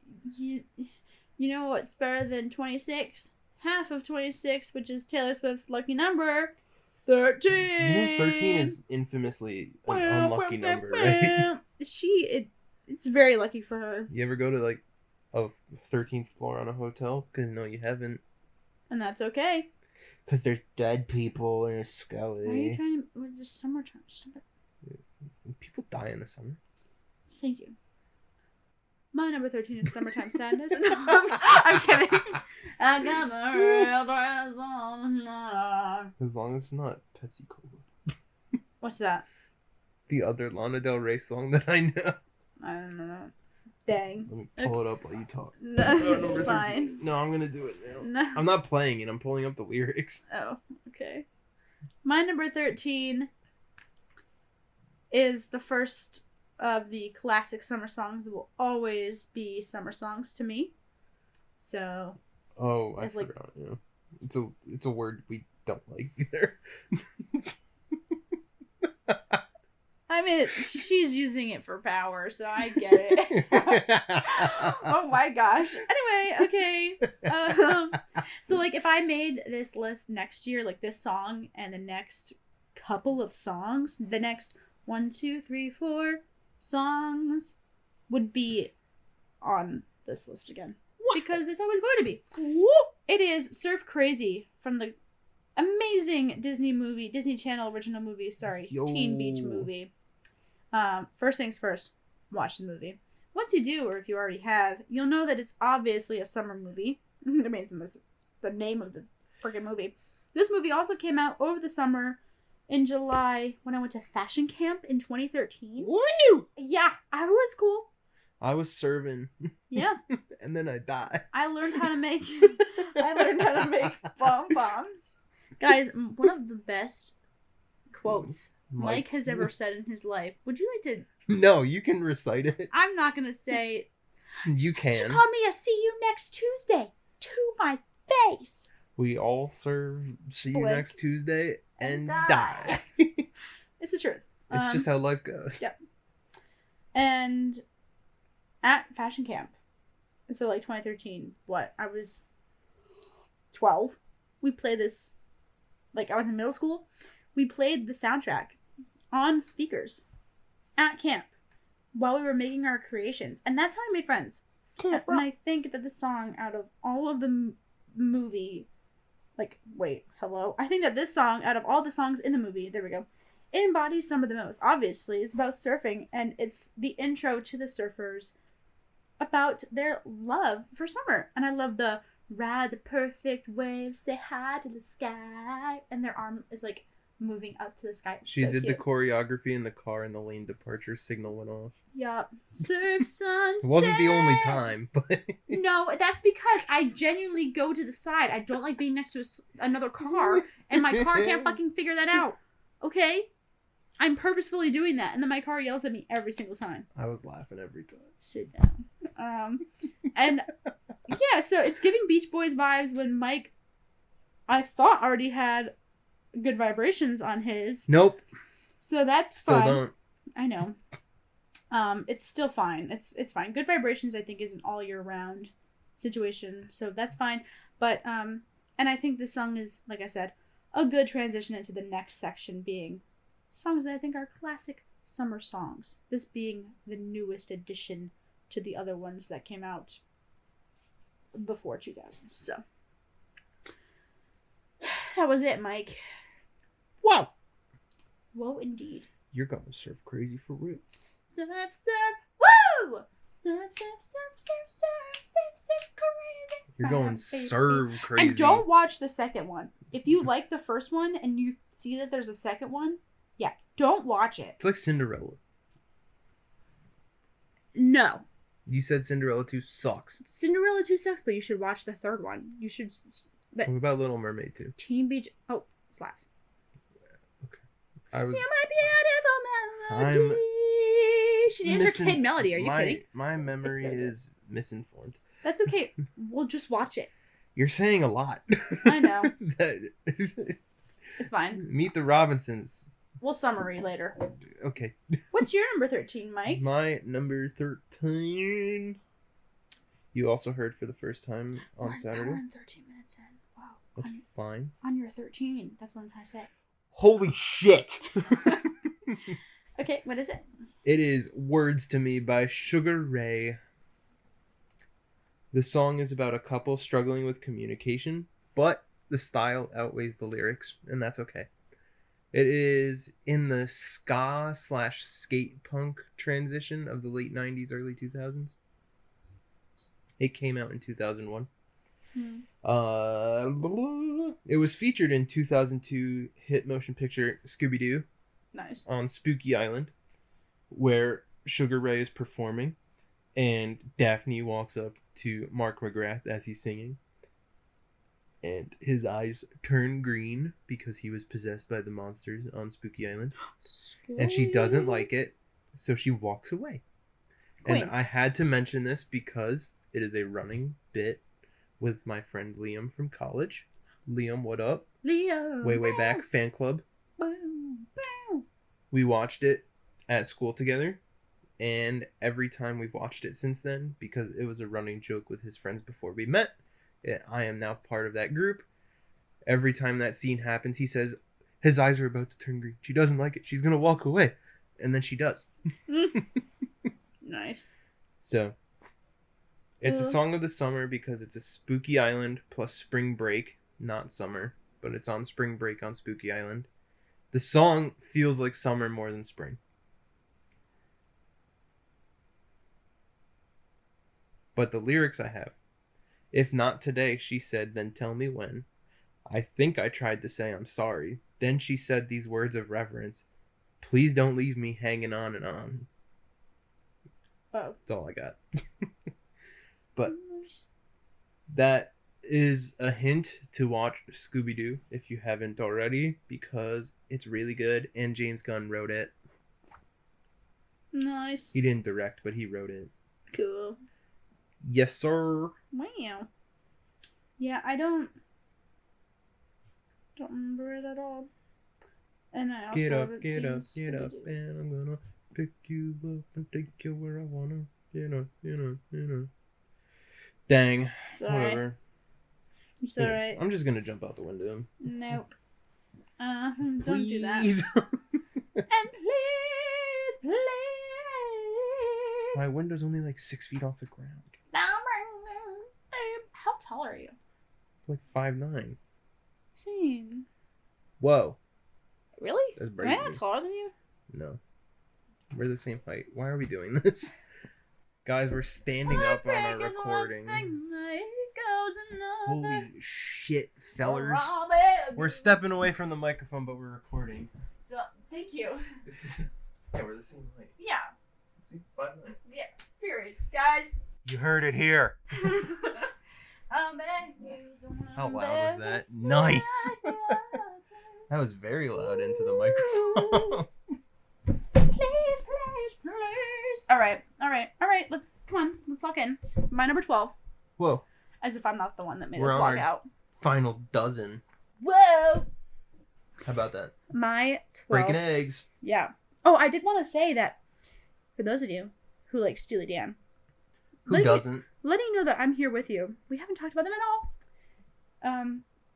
But some of their songs like Reeling in the Years, Fire in the Hole, Hole. I know that it's Hole. Deacon Blues. Like, all of those are such like summer songs, but to me, they're anytime it's like sunny songs. And that can be all year round. Which is why they're not on this list. Just so you know. Is there You knew a that. Steely Dan on the list though? No. I thought you were gonna say Dirty Work. I was like, please. That's a good song too. But no. Okay. Sorry. You knew that. I did. Yeah. I'm sorry. That being said, Thought it was gonna be a wild card pull. that would be cool. My number 12 is Grease. The title track, basically, of Grease, the musical. And all I wrote for this is, now you ask, why this and not Summer Nights? Well, technically the song Grease can be unrelated to the actual musical itself. As much as I do like the songs in the musical, I don't love, yes, Mike, how stereotypical it all is, and the ending of the musical and basically what it teaches you, or tries to teach you at the end. Change yourself. Yeah, and Not for yourself though. when I just hear like With the animated opening credits. No, like just no. I like the animated opening credits with that song though. Oh, absolutely. I support you. But like if I'm in the car and I just hear I'm like, yeah. You're like, all right, I'm going 90. I'm like asleep and I'm awake.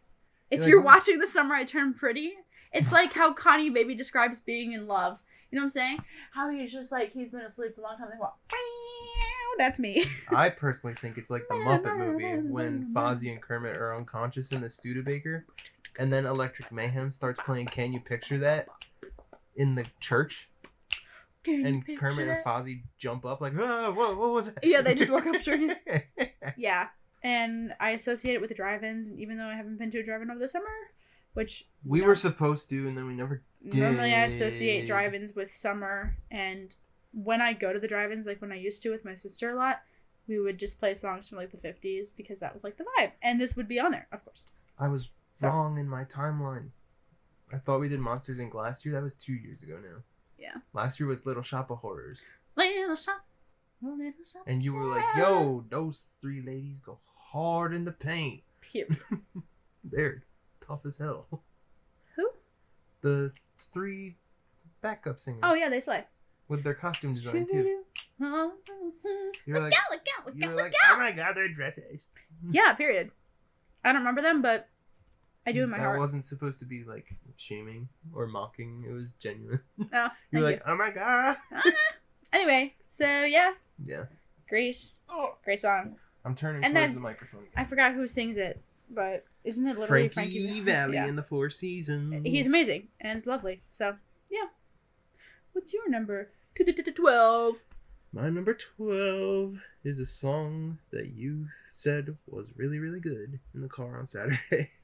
And you had heard it before. This is Alan Jackson and Jimmy Buffett's 5 O'Clock Somewhere. Yes, I didn't say it's not like really good. It's not. It It's a is good to summer me. song. So, to preface, I know Alan Jackson's on here twice technically, but I focus more on Jimmy Buffett's presence. Nice. And Jimmy Buffett is a year-round summer vibe, so yeah. And you guys are going to get a little bit of Mike's life right now. So this song is anti-workplace sentiment. Yeah. The entirety of the song, such as getting paid by the hour and older by the minute, boss just pushed me over the limit, I'd like to call him something, but I think I'll just call it a day. Dang. I go, whoo, somebody's talking real words here. And it's not my boss that's the problem. It's someone else, and that's fine. We're going to leave it at that, because I don't want to get fired. So, yeah, so it's like a pro-tropic sentiment. It's like daydreaming. Like you're sitting at work, and you're like, corporate sucks. And then you listen to this song, and you're like, I could be drinking booze at the bar across the street instead. And you go, dang, I can't wait for my lunch break. Well, it's like 5 o'clock.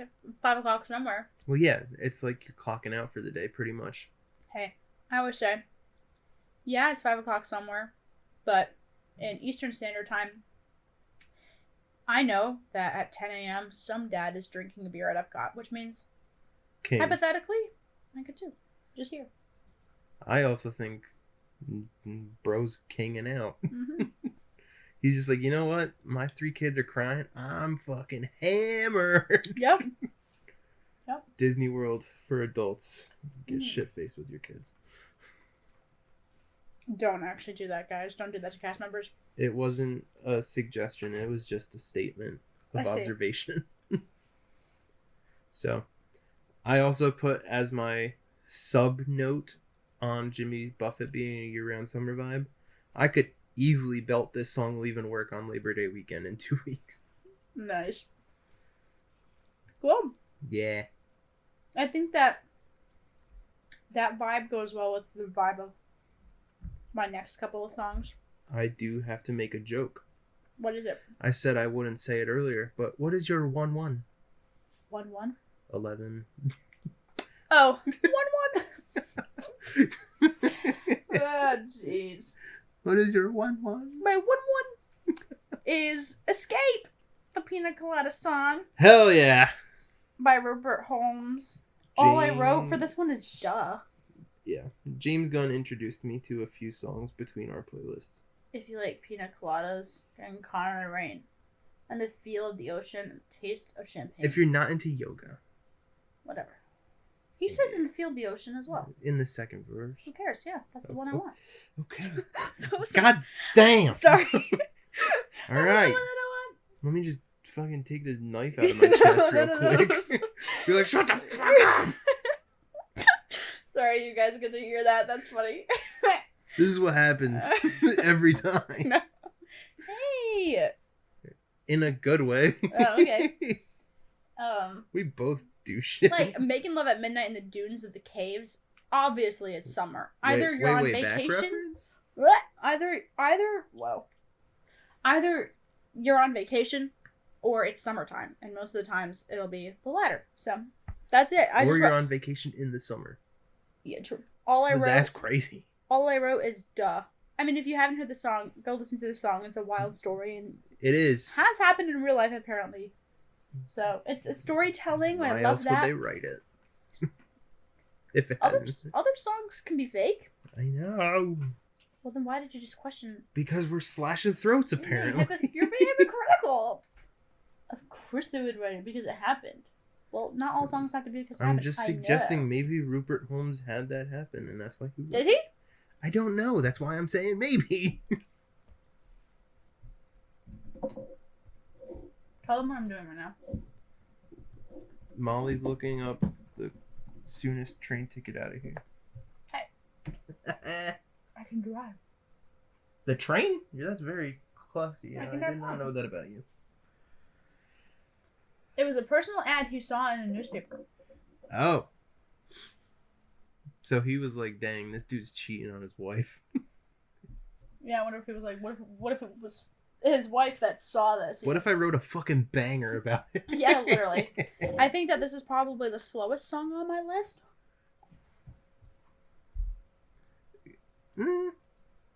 Or no, you took it off. Never mind. I was gonna say Good Days is slow, but oh my god! I'm sorry, guys. I think Good Days is a little slower. No, a little faster. Anyway, that was my 11. What's your 1-1? My 1-1 is revisiting early 2000s skate punk, making its triumphant return once more. This song is a Malcolm in the Middle reference. It was featured in the episode where Reese takes his driving test, pursued by numerous police cars. Oh my god.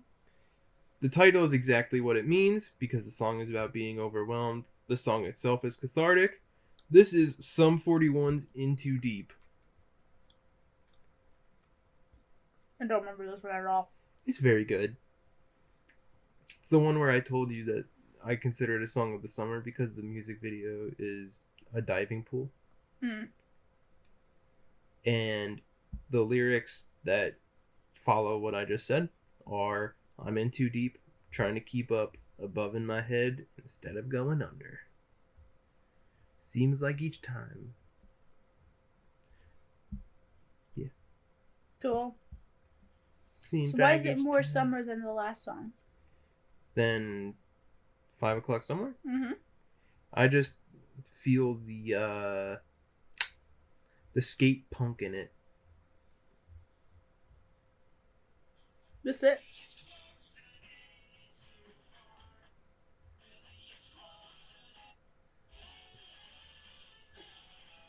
You know what? You don't remember this.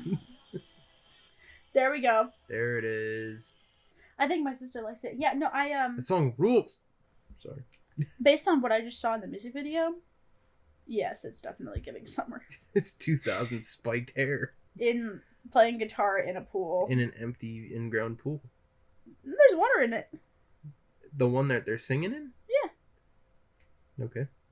I don't know. There's multiple pools There's in the multiple. video. Yeah, no. I'm The one that wrong. they're performing with their with instruments their is instruments. empty. Yeah, true. Yeah. They're just in an empty Guys- concrete bowl. There's multiple pools. Whoa. Whoa. Did you know there's more than one pool? Holy shit. Okay. Yeah. That's my number 1-1. Cool. We're on top 10. Holy shit. We're oddly going fast. It's because we're just talking songs. Yeah, I know. We're also prepared. We're not cooking up debates. Yet. Ba, ba, ba. We're not ranking or reviewing Mike. things. Out of Cheeseburger in Paradise and Margaritaville, Which do I think is higher? which do you think I chose for my playlist? Cheeseburger in Paradise. You would be correct. Why do you Nice. think that? Because it rules. I think that we've caught on at this point that my playlist, I've decided, is all summer bangers and happier songs. Yeah, Margaritaville's about being an alcoholic. And if they are, like, more upbeat as well, like Cheeseburger in Paradise is faster tempo than Margaritaville. And some of them, like, could have sad stuff about them, but it's kind of disguised by the instruments and that sort of thing, and the vibe, as we'll see later on. But, yes, I was in between Cheeseburger in Paradise and Margaritaville, and ultimately I did go Cheeseburger in Paradise. I just love, like, the fade out, especially. He's like, big kosher pickle. Oh, good God Almighty, which way Nice do cold I-" beer. Yeah, I just love what he's talking about. I mean, it's funny because I don't even like cheeseburgers. I don't even like burgers. But it's just funny he's talking about that. It's like, We're on different sides again. but it's a great song. We got glizzies and burgers debate going on here. No, I'm not judging you at all. It's not a debate at all. Because you're on top there. No, it's You're like- because I'm gonna eat a hot dog. Like, I'm not gonna eat a burger. Like, you know what I mean? Dang. I told you about the glizz burger and you said maybe. But yeah, it was a major debate all last week leading up to this moment. I even asked my dad. And you know what? He never gave me a response. Let me call him. How did you freaking know? Because you know what? I deserve to know. This is so funny. You're live.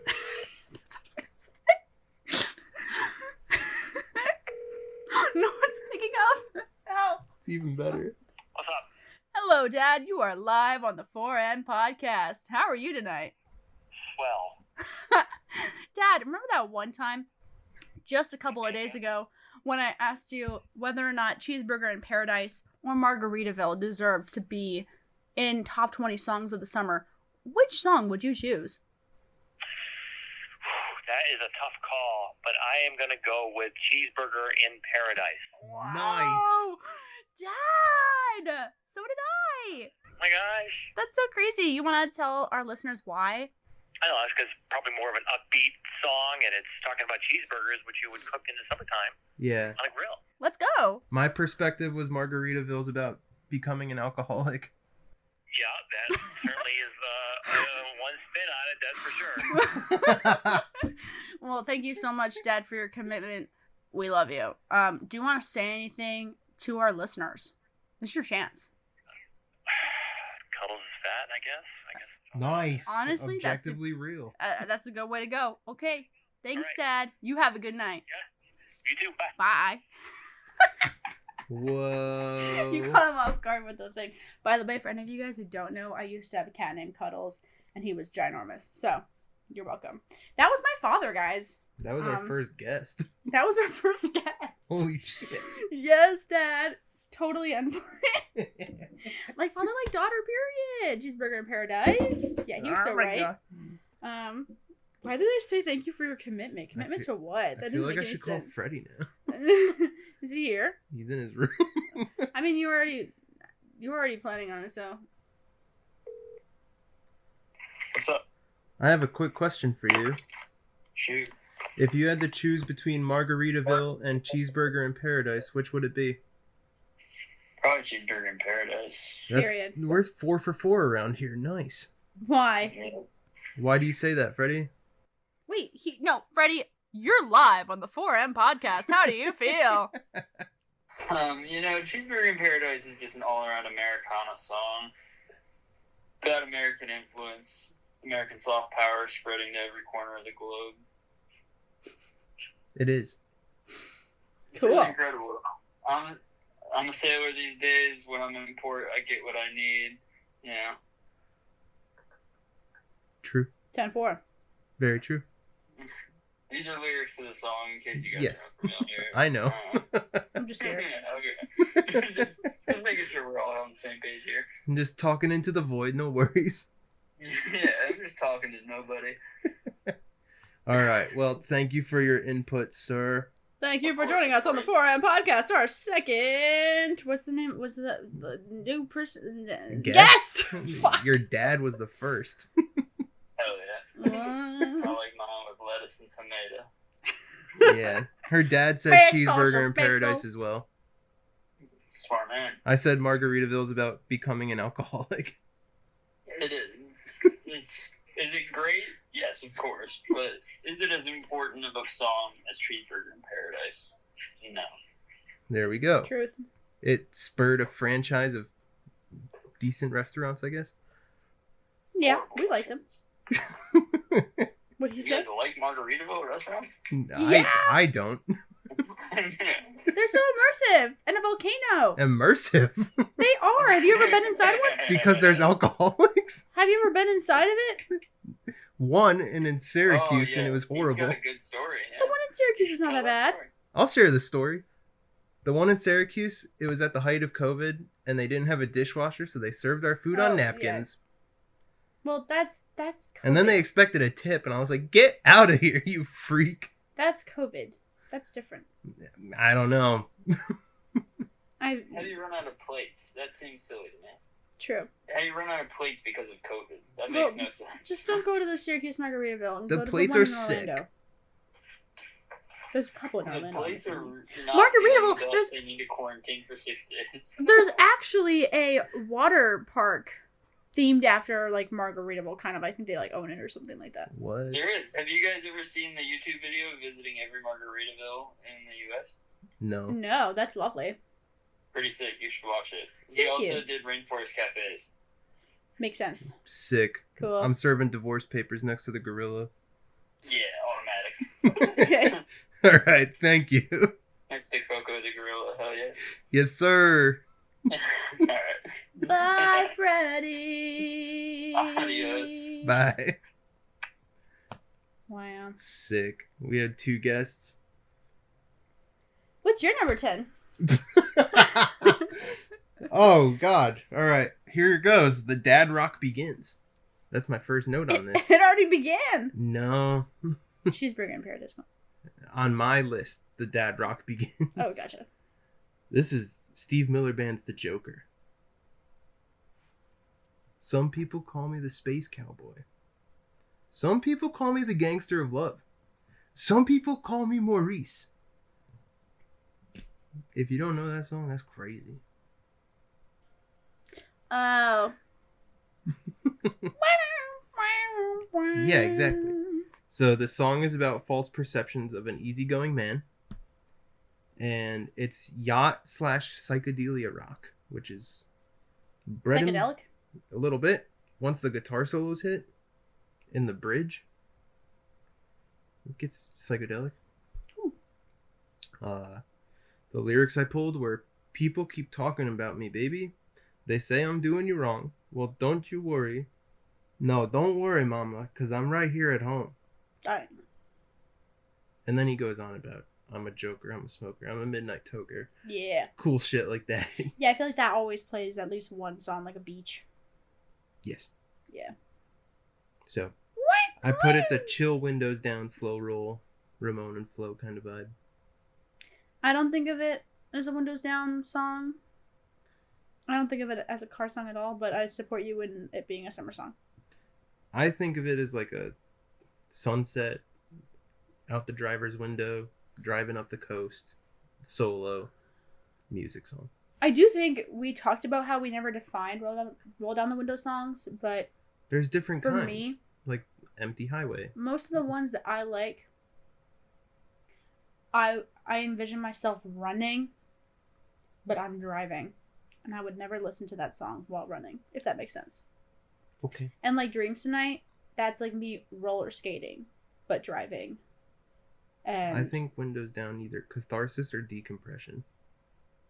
yeah, but when you think of that, when I think of that, then I think of like screaming. I think of doing something fast. My way Not soon. how long of a song is it? Do I you know? don't know. Wait, It's I'm asking. I'm longish. pulling it up because it's slower and because it's you guys a longer love this song, uncut shit, don't you? Yeah, it's almost a 4-minute song. So for me, it would be boring as a roll down the window song because I'd be like, all right, just get it over with. You know what I'm saying? Like, come on. Okay. But that's why I'm just trying to explain my point of view. I'm just saying it's my number 10. Oh, I know. I'm just trying to explain my point. Okay, cool. I respect your point of view, but I have my own as well. I know you do. Whoa! Yay. I'm gonna say this like the seagulls. What's your number 9? Lord. My number 9 is also a classic summer song. For real? I feel like I didn't actually know what the name of the song was or anything like that, and then now I do. And I feel like it's kind of like that. It's Could You Be Loved by Bob Marley and the Wailers. I have I a comment, but I'll wait. Cool. It's a very short Okay. sentence. If I'm on vacation, there's no way this song doesn't play at least once. Yeah. I always hear it, and I never was like, what is this song? So, reggae, love it. What's your comment? I have a video of a stuffed animal monkey dancing to this song. Yes. And it's very good. And also, this song just makes me think of 50 First Dates, which is a summer movie. Great movie, guys. Watch it. True. You crazy bitch! We haven't As she talked hits about him with a that. metal bat. Oh, God. Ugh. Yeah, you better run! I Yeah. grew up with that movie. It's I watched good. that in studio art in 9th grade. Let's go. Studio art. Our teacher was going crazy showing that in school. Yeah, honestly. We were all like, nice, dude. This movie's so good. Yeah. What's your number 9?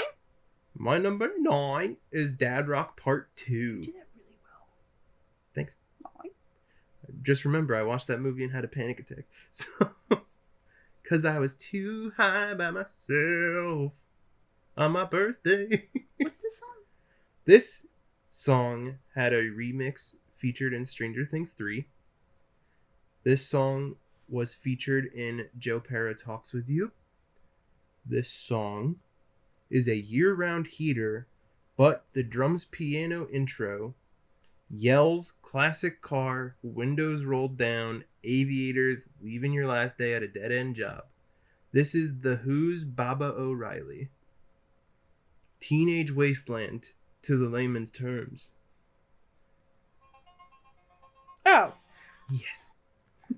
I fully support. Heater. It's in the same realm as It's a dad rock. Don't Stop Believing as well, yeah. Yeah, it's Dad Rock 101. But it's part 2 because it's Yeah. higher up on my list. So, the mention of Joe Pera is another Liam reference. What up, Liam Part 2? Liam, bow. True. Not Kia, where puppies and babies are not included. Bow. So, in the Joe Pera sketch that this song is featured, it's like he's hearing it for the first time, calls the radio station, he's like, what's that song you just played? And they're like, have you been living under a rock? This song's been out for 40 years. And he's like, no.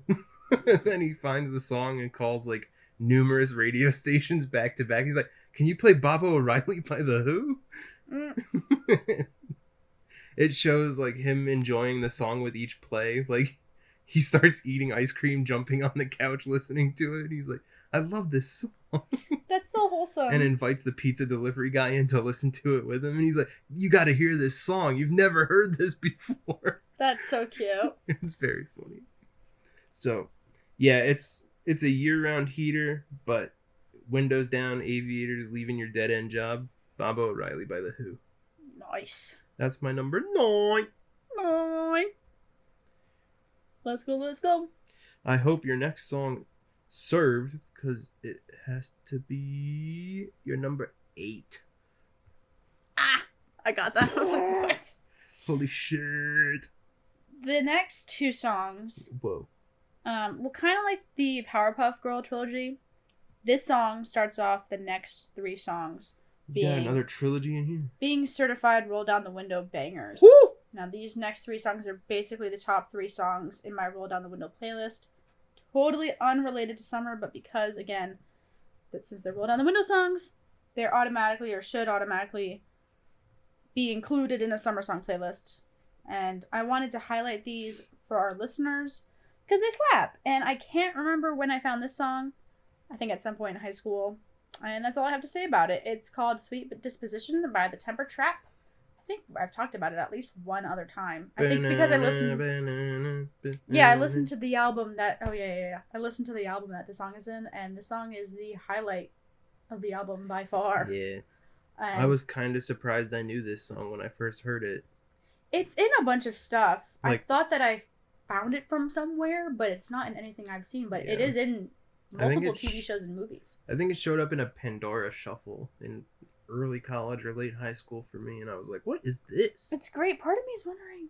It reminds me a lot of Perks of Being a Wallflower. If you guys ever seen that movie, it reminds me of... I've seen that movie once, and I didn't understand it because I was naive. And Yeah. now I look back, and I'm like, oh. Yeah, I don't want to get into it. Yeah. But when Emma Watson is on the truck, like that's another thing. When I think of Roll Down the Window songs, I think of what would I play if I was her, standing in the truck, with like my arms out, like I could fly. Like it wouldn't be that other one you were talking about. You know what I mean? So it'd be like this one, Mm. and like this one, I'd be like running a moment of love, you know. Yeah. A moment of... Yeah, it's just good, and some of the like for some reason that always gets me, that interval. That sounded like Olivia Rodrigo to me. Dun, dun, dun, dun. What song is that from? Obsessed. I'm so obsessed. Yeah. It sounded like the opening riff. Oh yeah. Da, da, da, da. Yeah. Ah, wow. But yeah, no, she's cute. Love her, and it was great. That's all I have to say. Great 8. Ah, what's your number 8, Mike? My number 8, I'm going to describe before I say the name because I know you're going to guess it. Mhm. So, first off, the movie that this song is featured in, cinematic masterpiece. Mhm. I will die on this hill with honor to anyone that disagrees with me. What is it? This movie is entirely about a father-son bond growing at the start of summer vacation. Mm. This song is the capstone finale, and it just says all it needs to be is about. Like, it says everything the movie's about. This song is Tevin Campbell's Eye to Eye from the end of a Goofy movie. I see. Movie, cinematic masterpiece, 5 stars. Every time I watch it, it's just, when I think Disney, I think Goofy movie. That was It also is a really very good. loud snap. That was very Ow. crazy. That was awesome. That was clear cut on the screen. Yeah, nice.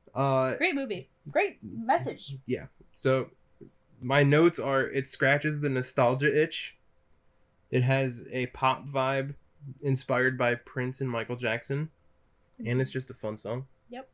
But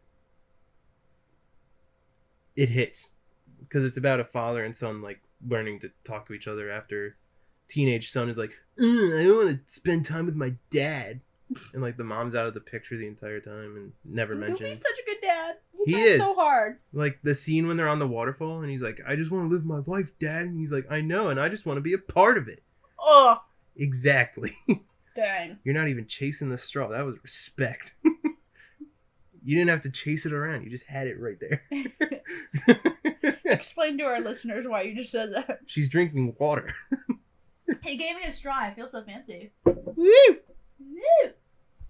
Cool. So the lyrics I pulled: if a wall should come between us, too high to climb, too hard to break through, I know that love will lead us and find a way to bring me to you. Also, the chorus: if we listen to each other's heart, we'll find we're never too far apart. And maybe love is the reason why, for the first time ever, we're seeing it eye to eye. Nice. Heater. Was that everything? Sorry. Yeah. I haven't seen the Goofy movie. The Goofy movie. No, hold on. Let me finish. The Goofy movie and Chicken Little are 2 movies that they would play during lunchtime in elementary school. But obviously we weren't having lunch for the entirety of the movie, so it was one of those things where I only saw clips of it, and sometimes it would be the same clips over and over again, and so I just never bothered watching the movie because I hated seeing all the movies. It's always. If you And watch it so, start to finish. I haven't seen it since, but I support everyone. It seems to be very underrated. People still to this day in Disney World, they like Max, they like Powerline Max, they like Powerline. Powerline! And obviously Goofy's a king in general. Gosh, yuck indeed. I don't get how it's a summer song, but I'm not judging you for that. It's pop heavy. And it's nostalgia itch. I don't agree that just because it's a pop song makes it a summer song, but It's a song I can roll down the windows to and Yeah. scream along. yeah, I support you in that.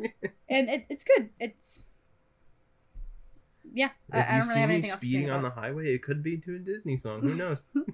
Yeah, Disney does have some. They have some obvious bangers, but they do have some underrated bangers, and Yeah, I like think Let that- It Go. I think that Eye to Eye is an obvious and underrated banger, if that makes sense. So why are we debating it? I'm not. I'm just I'm just having okay. fun.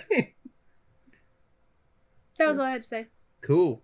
What's your 7? 7 crazy people. I don't know.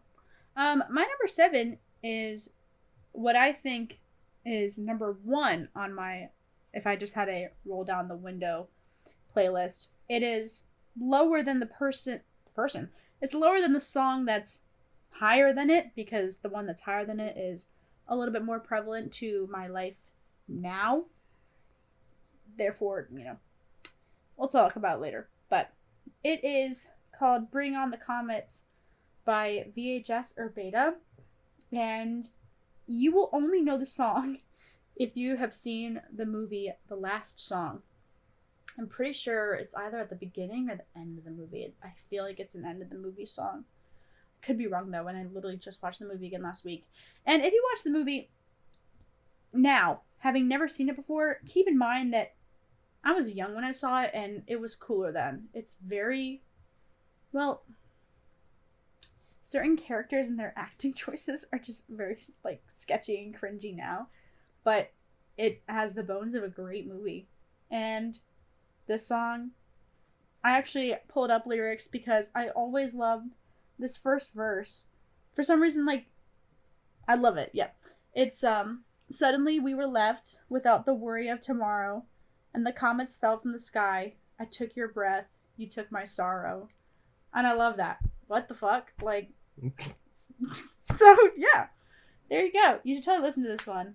Honestly, I'm not going to say out of all of them. You should listen to all my top 5, 6. You listen to all top 25. You should listen to all 25, but specifically from here on up. Here on up! It's actually, move on up! Bam, bam, bam. But yeah. I was thinking Get On Up. Get down on By it. James Brown. Get on up. But, great song. Word. I do What? remember listening to that in the car, and I bookmarked it. Hell yeah. I was like, this could... You didn't tell me that. I like the instrumental, but I didn't listen to the lyrics too heavily. It's good. Yeah. What's your number? 7, 7, 7. Let's go. My number 7 was featured in my number 1 on my classic rock rankings earlier this season. Whoa. This is Electric Light Orchestra's All Over the World. Nice. Featured in the 1980 movie Xanadu, which I still have to watch. Mm-hmm. It is about Olivia Newton-John trying to save a roller disco with Gene Kelly. Nice. Yeah, I think I supported you on that one. I think anything Electric Light Orchestra is somewhat summer. Yeah. This song just screams get up, rejoice, and bool. And it has 80s synth rock to it. And the lyrics I pulled, besides saying Dad Rock Part 3, because I'm just going down the list. Yeah. The lyrics I pulled, there's going to be a party all over the world. I got a message on the radio, but where it came from, I don't really know. And I heard these voices calling all over the world. It's just telling the entire world, get up and dance, dog. We're having fun. Nice. And if that doesn't say summer, I don't know what does. True. I'm not going to fight you on that. That's a short and sweet Sabrina Carpenter Short and style. sweet. Cool. Well, we're so close to being done this quiz. Oh my god. What? Oh my gourd. Get it? Because it's almost October. Oh my gosh, guys. I am interrupting this regularly scheduled programming to tell you that VeggieTales does have an 80s theme album, and the first song on it is Gorge Just Wanna Have Fun. Nice. You're welcome. All right. It's like learning about Disco Frog. Yeah, You're yeah, like, for real. Whoa. Yeah, I was like, what? My number 6 is the last one on the certified roll down the window bangers, I'm sorry. but it's more summer, which is why it's higher. This is The Less I Know the Better by Tame Impala. I'm not going to talk a lot about Tame Impala, but I was, I think I found him like last year. One of my friends really liked him, so I listened to him. Yeah, I think so. Dang. They've been around a while. I knew, the less I know, the better. Some of his stuff would be in like TikTok. Sexy back mashup. It's some like different edits and everything. This one and like some of the other ones from this album, which is Currents. Honestly, anything from Currents is a good summer song. I think his songs are also something that is year round. But like I think that he's an artist that also has a lot of certified roll down the window songs. He also came out with a song this summer, but I think that this one is one of my favorites overall and will be timeless in my arsenal of music on my phone and in my mind. So I kind of wanted to bring this one out to the forefront. And yeah, so once I started listening to him because of that friend, I really liked his stuff.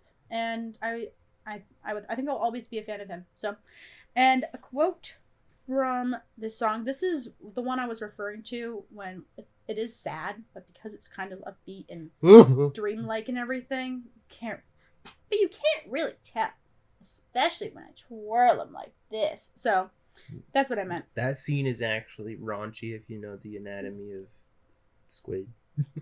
Shit, well I don't. Ah. One of their tentacles is a dong. Oh. You can't really tell. You made me ink. I'm gonna keep going. My favorite quote from the song. Oh, it's so sad. It's not long, but it's fine. It's okay. He always says, this is the second time he says, "Oh my love, can't you see yourself by my side? I don't suppose you could convince your lover to change his mind." And then it's, "I was doing fine without you till I saw your face. Now I can't erase. Giving into all his bullshit. Is this what you want? Is this who you are?" That's all I gotta say. Isn't that what you said to the Wawa cashier? You were like, "I love you." Honestly, I wonder how this song would sound if it was like slowed down. That and was like a really good bit. Sorry, it was. I was really focusing on it. Just saying that to a random Wawa worker. I was doing fine without you. Yeah. And then I saw your back. Yeah. And now I want my snack I wraps. saw the rap you made, yeah. So, yeah, that's my number 6. What's yours? I have to follow up with that. Yes!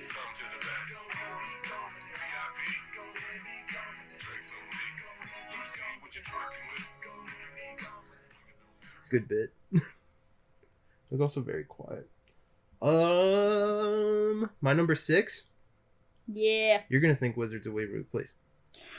It's Nope. magic. No, I know. Different song. That's by Pilot. And a magic carpet wine. That's Steppenwolf. This is Magic by the Cars. And this is Dad Rock Part 4. Wait, how does it go again? I'm sorry. Just because we're talking about a lot of different songs. Really? Just sing something. It's magic. That's all I can think of right now. Oh, it's magic. It's magic. There we go. With you. Yeah, this plays at the beginning of Wizards of Waverly Place, the movie. Yeah. So it's Dad Rock Part 4 for me.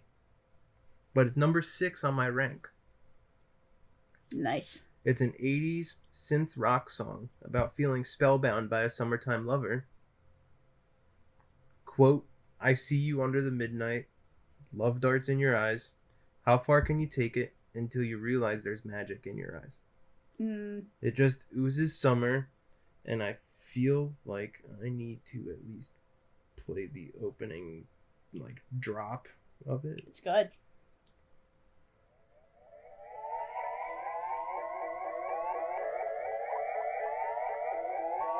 It's a big one. Like space Rock.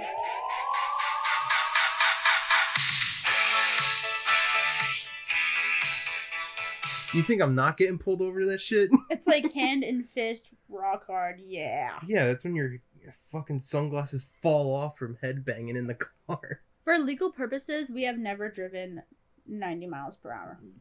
Okay. I've gone 83. I support the music choice. I've gone 83 and a 55. That's terrible. And not gotten pulled over. Mike, why would you say that? Because I was driving home from purchase and I was really hungry. Guys, if Mike gets a ticket now, we'll update you on our Instagram story. Don't I forget didn't to say like what and day follow. it was. They can't just do it off of words. No, I mean after the fact now. You probably jinxed yourself. Doubt. It'd be really funny if you get pulled over now. I passed someone on the right side and I didn't get a ticket today. I hate that. Why'd you do that? Because they were going fucking slow in the middle. And the left lane was full. Dang. Okay. And I was like, I'm not playing these games. I'm trying to get home. Do you have anything else to say? No. Cool. We're on top 5, guys. Woo! Oh my god. The last top 5. Of season 1 Yeah. in 2025. Top 2025. Yep. Dude, a New Year's Eve special would go crazy. True. Shit. What would we even do? I don't know. But you guys will find out. All right. My number 5. This is where we are now in. So the less I know, the better. We're right? in real shit territory Right. now. My number 6 kind of is the transition song into songs of my current summer. We did. Oh, yeah. And so I'm being we're stupid. back again now with songs of my... Because those other songs, those were songs of my past. I think 2 of them were like Dreams Tonight, you could say is my current summer. But that is also Roll Down the Window. You know, if you're on Instagram, if you're on YouTube right now, I'll have Mike. I took a photo of the chart that I made, and he'll insert it here. There's another really cool photo I could put on this, but So I that- won't. So that you can see what I mean about the structure, so it makes sense. But yeah, so number 5 is now a song of my current summer. It is called The Sign by Lizzo. I talked about it last episode, but I re-listened to almost all of the albums from her discography, and her 2 middle albums specifically. I already knew they had bangers, but they had all the songs were bangers more than just the really popular ones. And I think most of these are like timeless in my mind. Like honestly, she really deserved that credit. And this song starts off the album Special that came out in 2022. I think the beginning of the song, because she's like, "Hi, motherfucker, did you miss me?" And I feel like that was a popular audio on TikTok or something like that, because I feel like I've heard it before. That's what you say to the feds when they pull you over. I've either heard it or I don't remember it, but what? That's what you say to the cops when they pull you over. Did you miss me? And And they're like, get out of the car. this song and album surprisingly made a great summer for me. It really hypes me up, this song specifically. And I don't know if this one specifically will be a certified summer song in the future, but definitely other songs from this album are. And she also made this during COVID, and she apparently had like over 100 songs planned for this album. So she spent a lot of time perfecting it in her own way and the way that she wanted.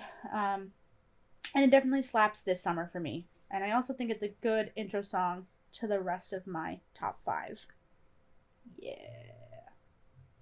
She's really good on the flute. Yep. And this song made me feel a little bit better while we were in New York. disaster. Yep. It was as soon as we got into traffic, and you were like, thank you, Lizzo. Yeah. So. And you're like, these bitches are trying to merge. Yeah. And, you know, I'm just going to say this. If you're not a fan of Lizzo, that's okay. Obviously, you're allowed to have your own opinions about anything and everything, but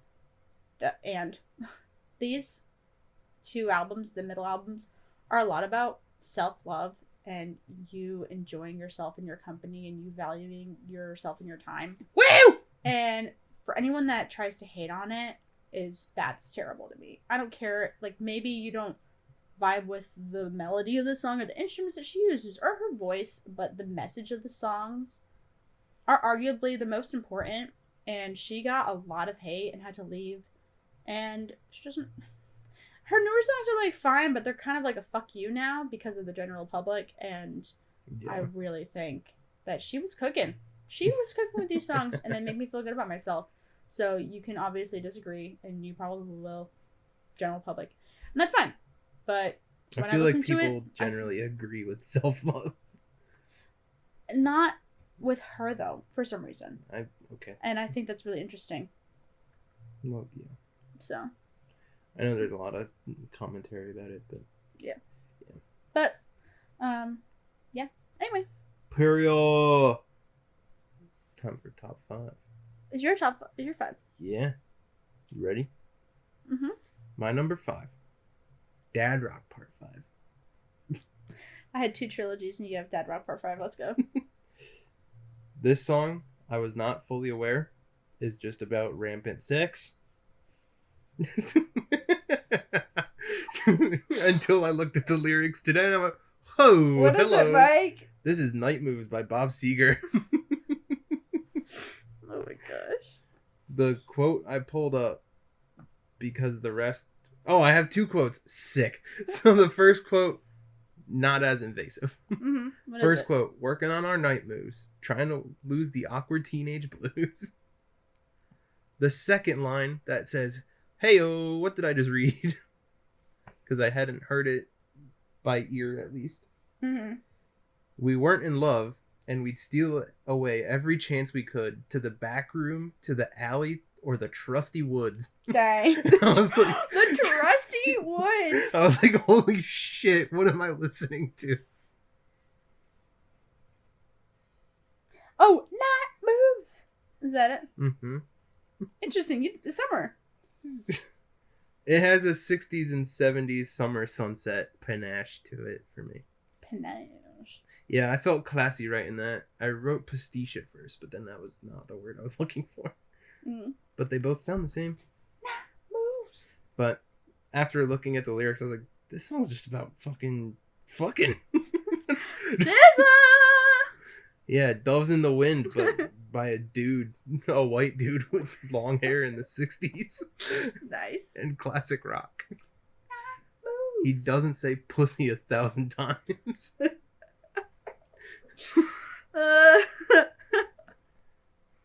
Go. But that's my number 5. Let's go. Nice. What's your Yes. 4? 2 different playlists, and honestly, it's cool. I like that you have. I was thinking about putting Southern Nights and Sitting on the Dock of the Bay on my playlist and Good Vibrations, as I said that earlier, I think. But the vibe seems to be pretty modern, so I'm really happy that Mike has a little bit older songs to. It's just who kinda I balance it out. am. And I mean, I like older songs too, but most of them I just don't. Most of the songs I listen to are all year round. Like I'm gonna listen to these all year round, and so sometimes I'm like, is it really like a summer? So that was another thing too. But yeah, I've mentioned it in our intro that I listen to older music more than newer. mm-hmm. So I mean, yeah, it makes sense that most of I'm yours an are- old soul dork, yeah. and I hate my government just like old souls. Mm-hmm. Continue. And new souls. Woo! My number 4. Interesting. It's so this song. What did I put? Oh yes, this song is considered.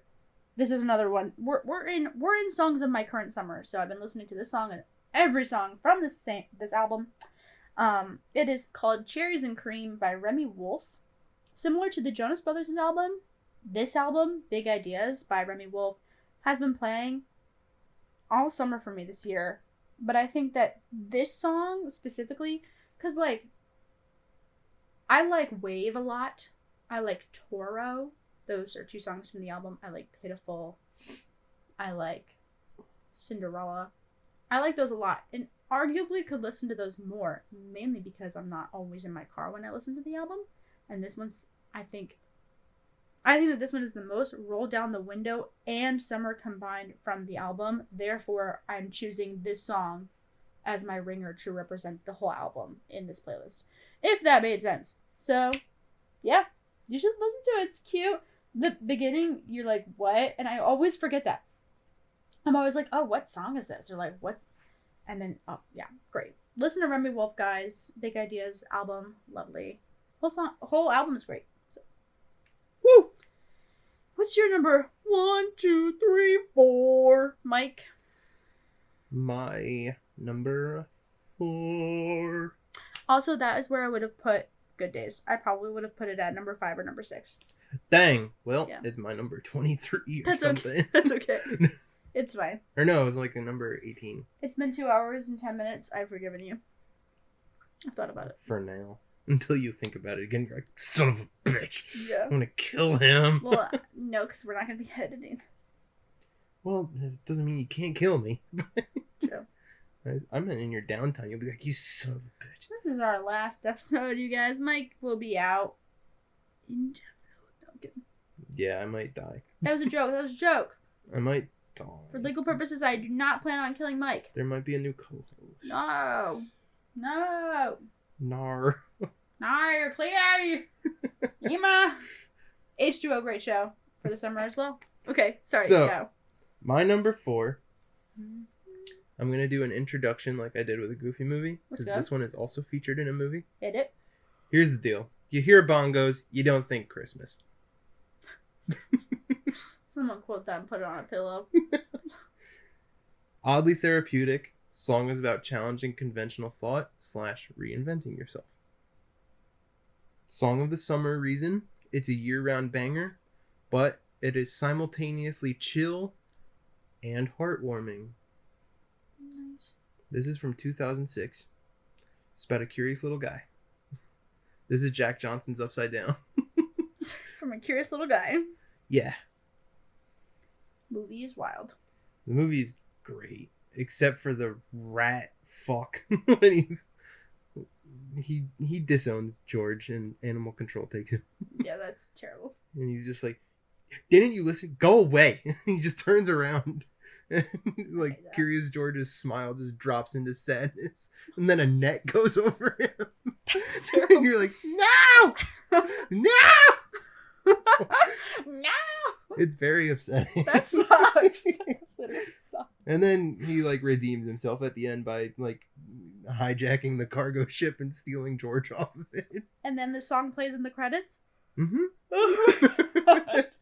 It's also the opening when George is just chilling in the jungle being a little monkey. Aww. But the quote I Dang. pulled was the chorus. I want to turn this whole thing upside down. I'll find the things they say just can't be found. I'll share this love I find with everyone. We'll sing and dance to Mother Nature's songs. I don't want this feeling to go away. Heater. Yes. Yeah. But yes, it's about a curious little guy. Dude, me and Julio down by the schoolyard is a good one too. True. Ooh. Do you know what Probably. this means? What? Oh, and I support you. We're at number 3. We're at number 3. We're at like the prisoner of Azkaban of our ranks. We're at the. Yeah, we are. Whoa. Crazy. I think. We just did Dude. our Goblet of Fires. Who have I not mentioned yet at all? I'm trying to think. It's the same person. Twice. Back What? to back. Back to back to back to back to you. I don't want to fall right back to us. That's from Bat 2. Is that supposed to be a hint? Mm-hmm. What? My number 3 is a big song of my current summer, of course. I do think that the song gives more summer than the one ahead of it at number 2. But because it's more laid back and I can't like bop to it, that's to the why it's top? number 3 instead. That was a good And cut. it is a Whatever. good cut. Bop, bop, And bop, it is bop a to rolling down the top. window song. I don't know if I'd associate it with summer, but just because I discovered this album this summer, it is. And, we'll see. We'll obviously keep you updated. It is Potion by Joe True. As in I had Joe to think Keery. about it. from The Crux. I think it came out in 2023. You mean Steve Harrington from Stranger Things? I don't watch Stranger Things, so I don't know who the fuck that I do. is. It was my first tattoo, and I watched the Half-Blood Prince when I got it, and that's Oh. why it's so sentimental to Wow. me. How would you watch The Half-Blood Prince and not get a Harry Potter tattoo? Because I just needed something to distract me from the needle going into You my wanna arm watch for... Stranger Things. No. But it... I okay. wanted to watch Half-Blood Prince that day. Okay. I was going down the list of them. And I Guys, was, did you just hear him? He went, no! yeah. I did. And I'll pull a Period. Molly and I'll do it again. Dang, this is really bad me. I'm gonna be a bitch. It's fine. No, I was going down the list of the Harry Potter movies at the time, and Half-Blood Prince I'm was not the actually next judging you. one. I'm not. I'm just... I don't care that it was Half-Blood Prince. I care that you're getting a Stranger Things tattoo while not watching Stranger Things. Well, I didn't want to watch him stabbing me. I was just like, I'll watch a movie I want to watch. I understand. Yeah. Yeah. It's a great song, guys. Unexpected win this summer. I did not expect to once again, Cassidy, hi girl. I did not expect to love the. I wouldn't say I love the album. I like the first half of the album a lot. I didn't expect to like it as much as I did, and this song especially. I think it's going to be in my rotation for years. Yeah, sure.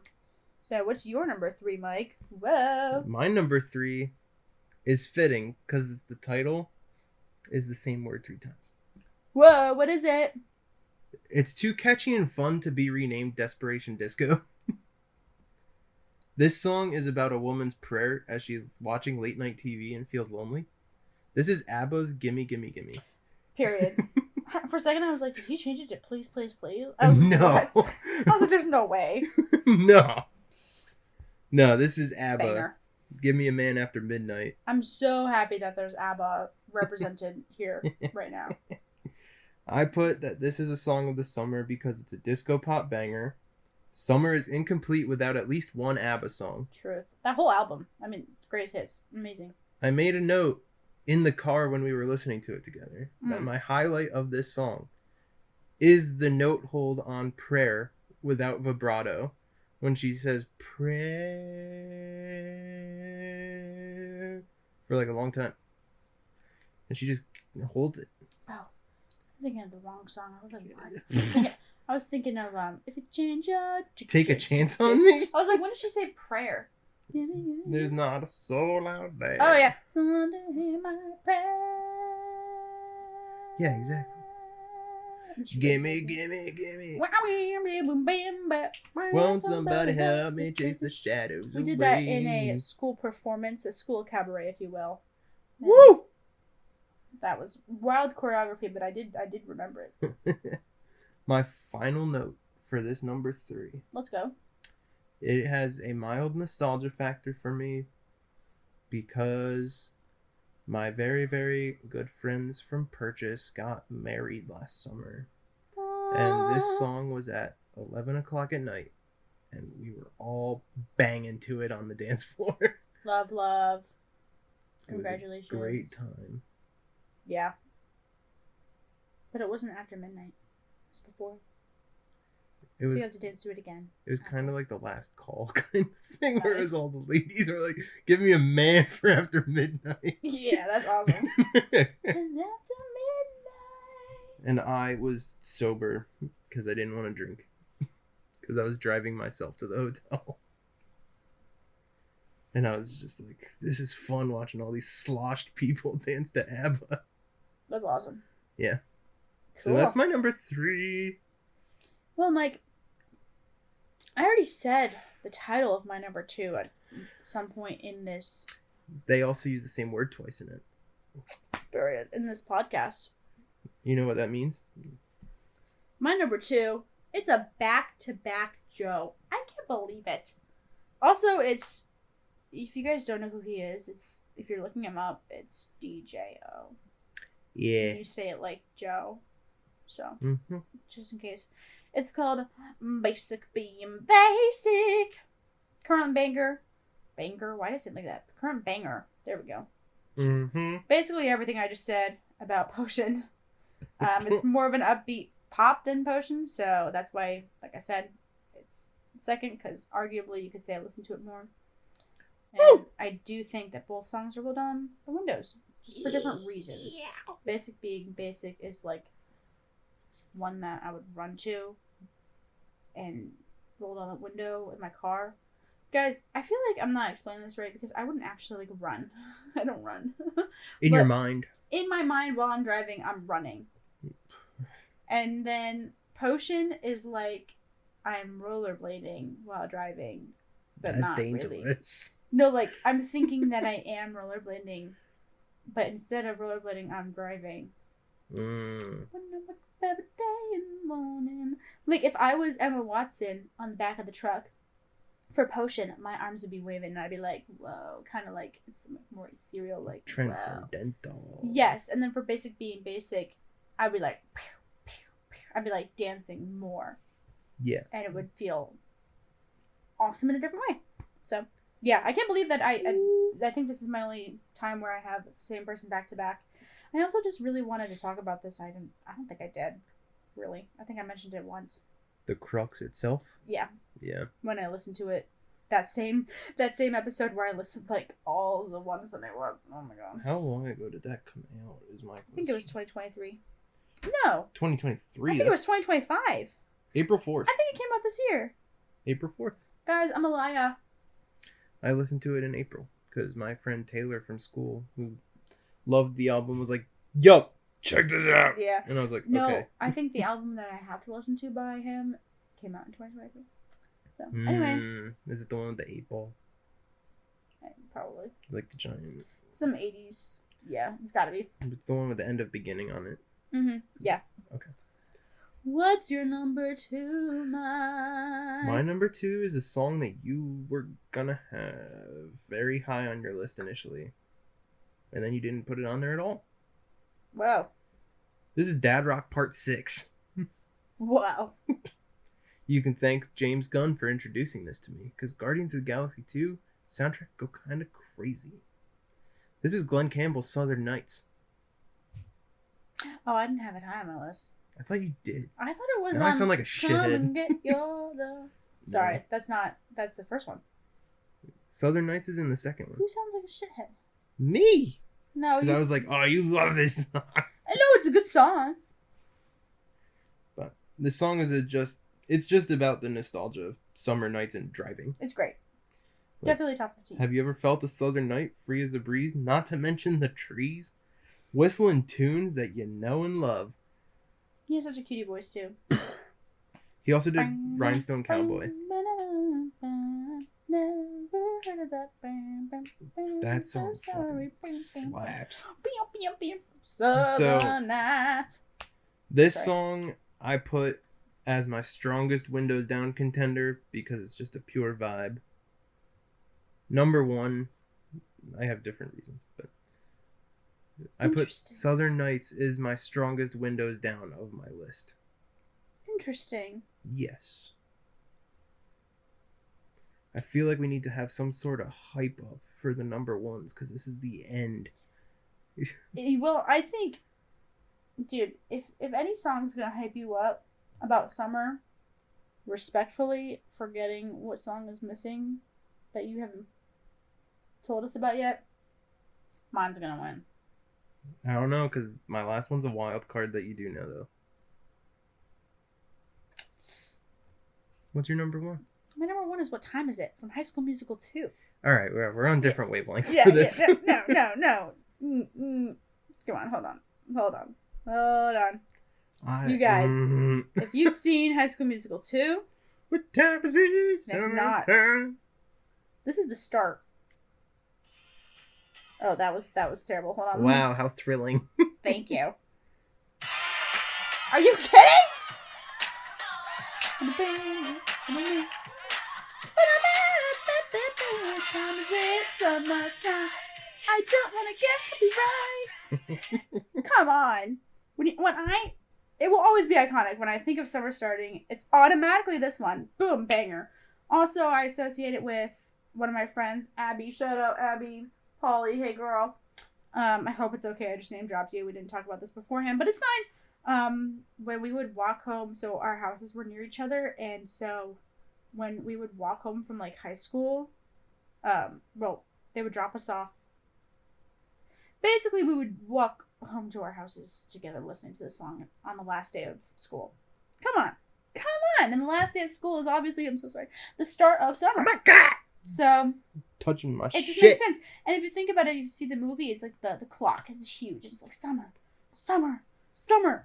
Oh my god, it's good. And if you watch the movie and you see the choreography, it's beautiful. It's lovely. It's just such a bop. And it's, I haven't been listening to it a lot this summer. That doesn't mean that it isn't a banger, okay? And it cannot be associated with any other season, is what I'm saying. Like, you can't be like, what time is it? Summertime. And think, this song is great in the fall. Or this is great in the winter. Or this is great in the spring. Or, like, even just putting a general, this is great for all the time. No. Like, you only listen to it to start off your summer or to keep that summer. Like, if I need a pick-me-up, shit, I need summer in my life right now. Boom. What time is it? Time of our lives. Anticipation.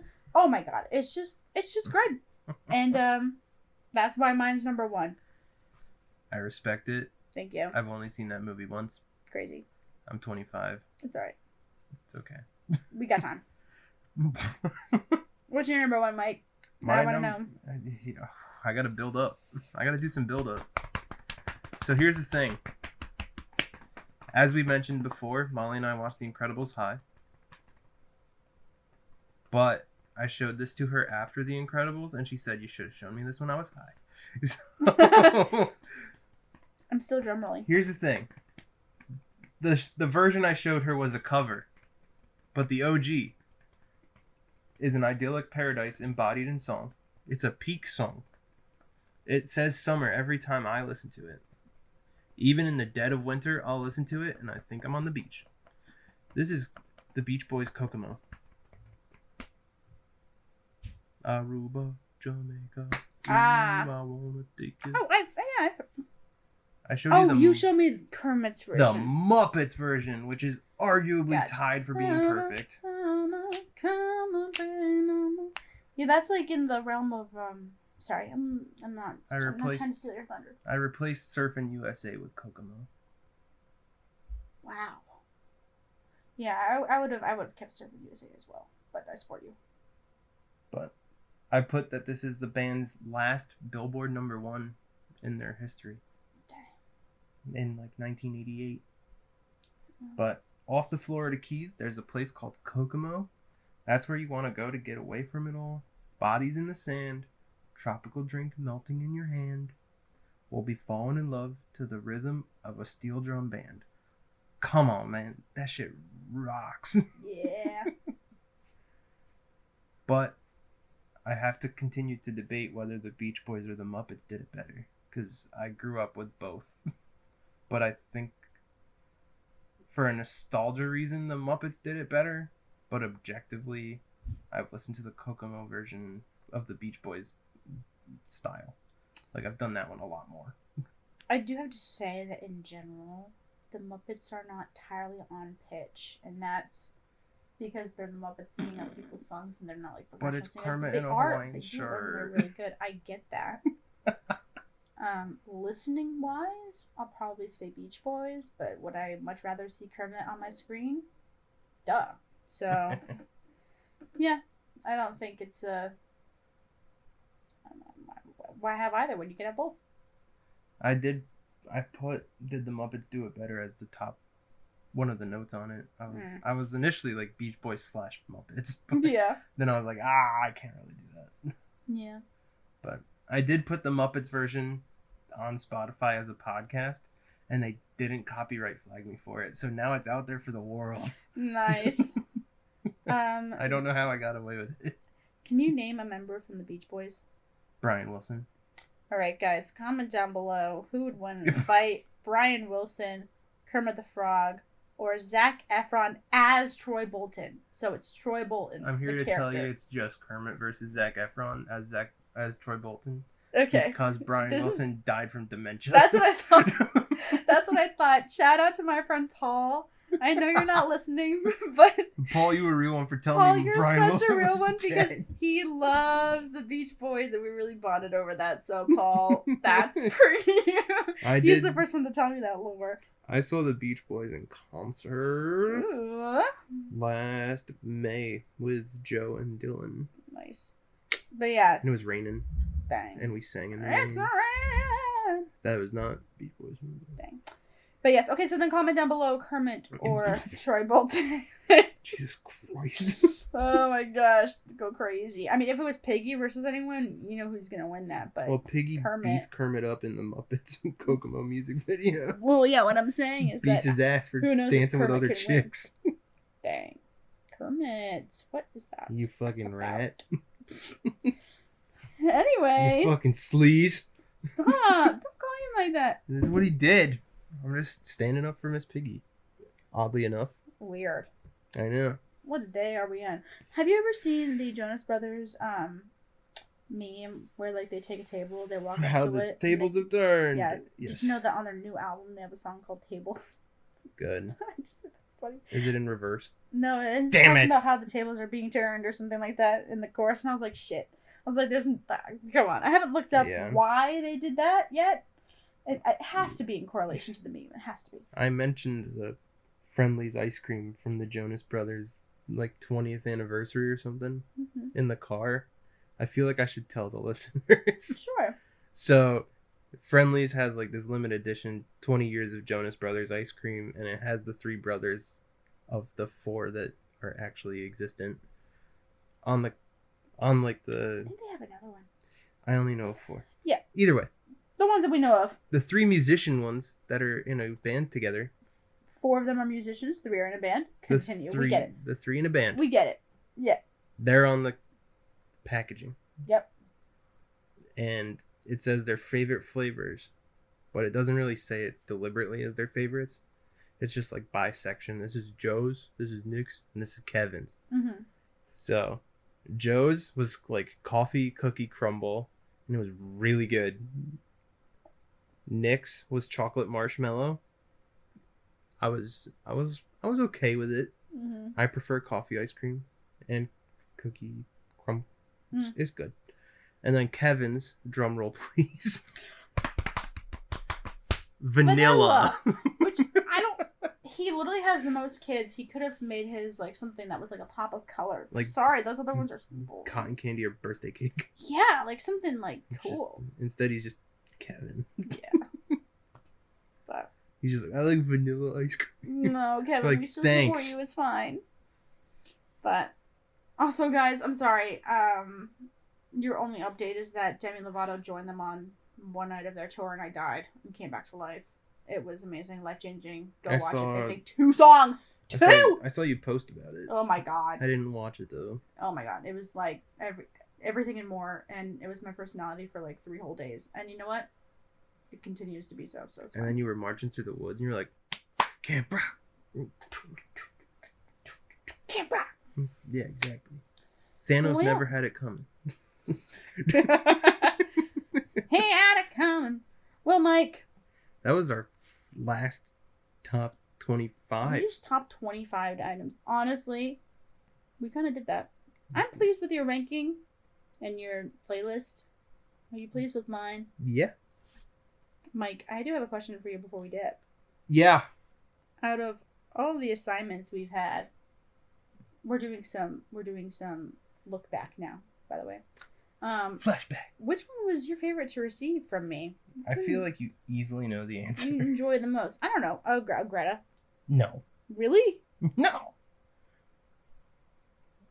Do you want me to say it, or do you want me to hint at it so that you can... It would have been Silk Sonic. Can you hint at it? Okay. I gave you a poster. Oh, is it Beyonce? Is it Cowboy Carter? Yeah. Oh, yes, you guys. Was that the same episode as Always? No. No. You listened to It was. Beyonce, I watched Tara, right? No. It was because we named it Plimsoll Ponies. Dude, that's crazy. Because mine would be that. Dang. So Everything since Chris episode 3 Thompson. has been downhill, guys. No.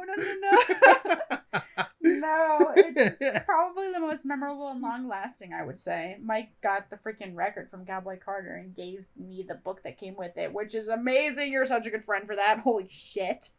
And yeah, I don't read my music. I listen to it. it's okay. All the photos, oh my gosh, stunning. Yeah, and the poster, you were like, oh my god. I was like, I need that. I'm not going to put it up. I'm going to save it for life.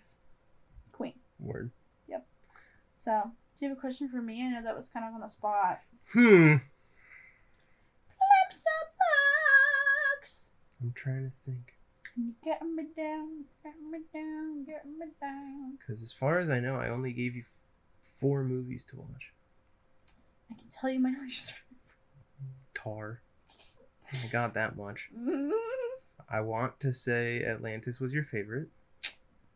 Against Kiki's and Before Sunrise. I would probably watch Atlantis again, mainly because Before Sunrise I supported your original ideology that it would be a one and done sort of scenario. Mm-hmm. It's not something that it's I not would as sit good on down and watch rewatch. again. Yeah. And to preserve the magic, I think I am gonna. Watching the trilogy all the way through Keeper. once, you're like, holy shit. Yeah, I definitely will watch the second and third ones at some point. I think I've said that already, but yes. I've also recommended Atlantis the most so far to at least one other person. So. Oh my god. Yeah. Didn't know that. Hell yeah. Hell yeah. It was like yesterday. I need you to fill these. With what? With what? His face with what? It's so good. I assume you swim. With what? I swim pretty good. Pretty good. Pretty good. I swim pretty good. I swim pretty girl. Yeah. He was so slick with the two. Oh my god. If someone like I swim pretty period. Yeah. Oh my goodness. Well, we've laughed. We've cried. You know, honestly, before we go, I do think that we should update them that over the weekend we did manage to go and see Harry Potter and the Half-Blood Prince in concert. It was sweet. Guys, I did really well though. I didn't cry, mainly because I think I was sweating it all out. I was very pleased though. It was a bit warm. It was a bit uncomfortable in But those you brought seats. a hoodie. Because I for some reason I thought it was going to be cold. And Today was. I know. I was like, what the heck? You're like, why couldn't this be Saturday so I didn't have Yeah. to carry my hoodie around? It was awesome though, guys. Life-changing as always. And I hope to always see stuff in concert at least once a year. That'd be amazing. I have a tough debate to put up. Whoa. I feel like I enjoyed this more than Up. So, when I watched Up with you, that was before I learned like what it was. music theory. That too. That was before I learned, or maybe even cared, because we saw it in 2018. 19. Was I a senior in high school? You had just graduated. I had just graduated. I like how I forget this.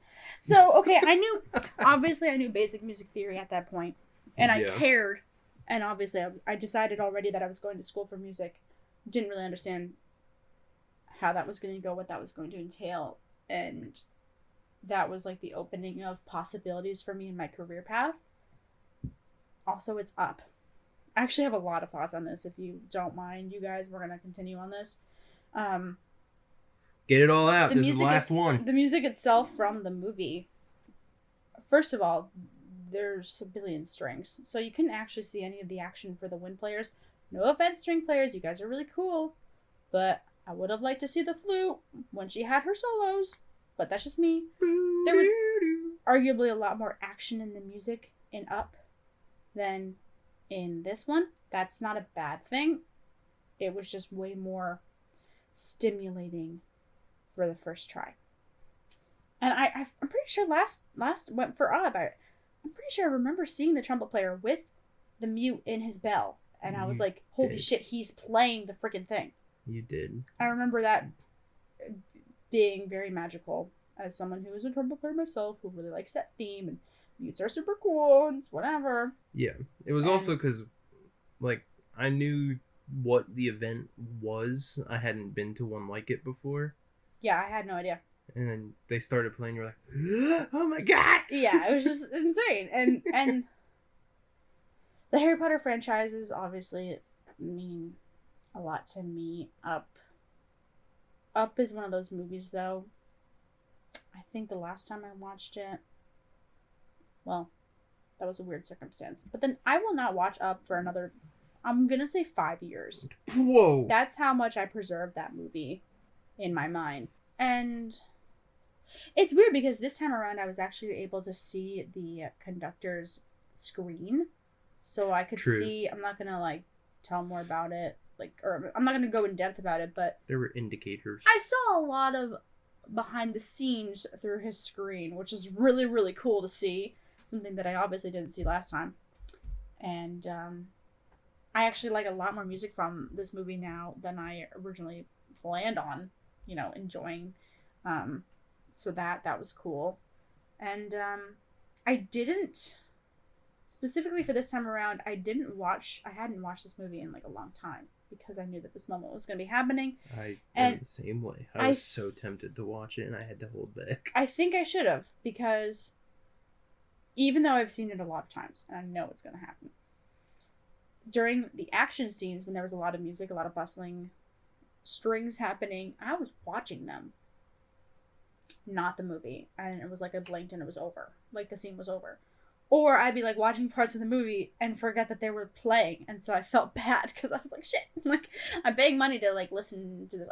Then again, you're paying money for the whole experience, right? And that's honestly, it means they're doing a good job if it's all part of the movie. You know what I mean? You're not really noticing them that's sticking out, right? So, but also, guys, super crazy cool thing. I'm very excited. I'm very pleased that I figured this out. Not that it was a secret or anything, but when I have music discoveries, I talk about them as if I've discovered them. And when, spoiler alert for this movie, but when Harry finds out that there's 7 Horcruxes, the song that they're talking during is in 7, which is really cool. So if you don't know what that means, most music is in 4. So it's like 1, 2, 3, 4, like all 4, 1, 2, 3, 4, the 3 or 7. Yeah, it's 4. And then it was in 7, which meant the song. So like for example, drop on more. Incredibles is in 5 most of the time. 1, 2, 3, 4, 5. No, wait. Can you? No, I'm gonna snap. Ready? Just count my snaps. Can you count 1, 2, 3, 4, 5? 1, 2, 3, 4, 5. Ready, set, go. 1, 2, 3, 4, 5. 1, 2, 3, 4, 5. 1, 2, 3, 4, 5. 1, 2. Thank you. That was so great. And so this song. It's almost like we both went to the same basic music classes in high school. That we can both. No, true.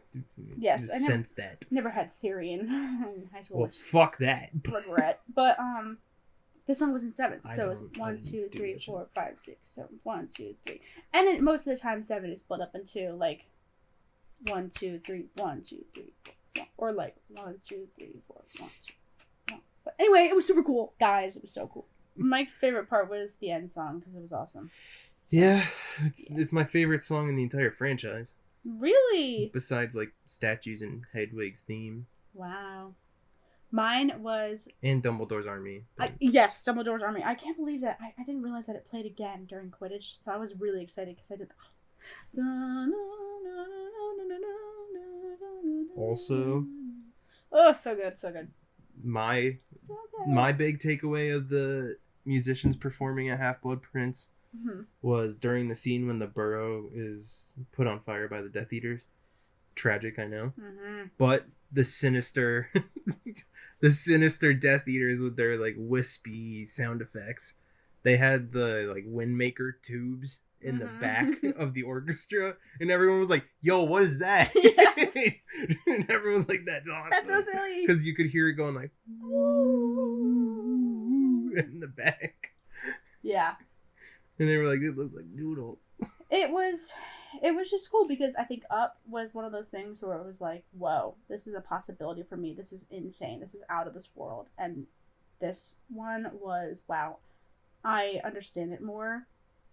I don't think I am anywhere near good enough to be in a position to be that conductor or be in the group to do that. That dude was chill as hell, though. He was, oh my god, okay. It was really awesome when he pulled up in a flash shirt. There was an intermission. Yes, there was an intermission, and when it came back, instead of just jumping right back into the movie, they played a little bit of I think the last song, and then went back into the movie. And all he did, guys, he walked on stage for like literally like he walked on stage, pointed at the audience, and as he turned around was when he waved his arm to give the downbeat. It was beautiful. It was like he just like walked on stage and was like, and it just started back up again. It was so impressive. It was really awesome. He served "See You Next Tuesday" and died. It was awesome. And I get that they tour with this, and it's probably nothing to them. I get it, but it was super cool. But they're doing Back to the Future this weekend. They are, and I would see it if I wasn't away. So I was tempted, but then I was like, They did have a deal recently. Yes, tickets are probably cheaper now. Well, yesterday it was like 35% off or something. Whoa.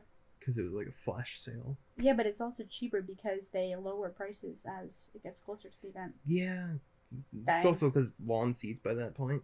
Yeah. Depending on how many people go. Honestly, if you've seen the movie already... I've seen Half-Blood Prince. You can be on the side. The big screen will be skewed, but I guess in reality you're really not there to...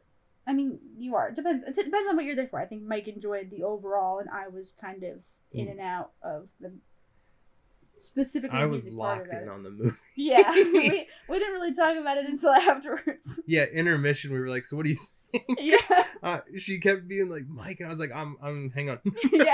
yeah. I caught on, so it was fine. So yeah. Like, I just love the fact that it starts with the Muggle world being affected by Death Eaters, like the bridge exploding, and then the unbreakable vow, tough as hell. Yeah. Kind of forgot up until this point that Bellatrix was Draco's aunt. Yep. True.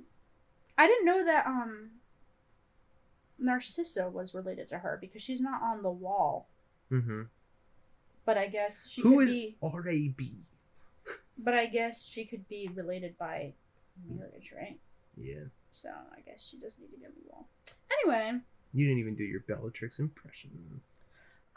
Nope. Sorry. I killed Sirius Black. You gonna get me? It's true. There we go. And that was when the burrow exploded. Yeah, it's very sad. And then Lupin was Money. like... Yeah, and then Lupin was like, Harry, no! Running into the fire. Yeah. The my ring gosh. around them, at least.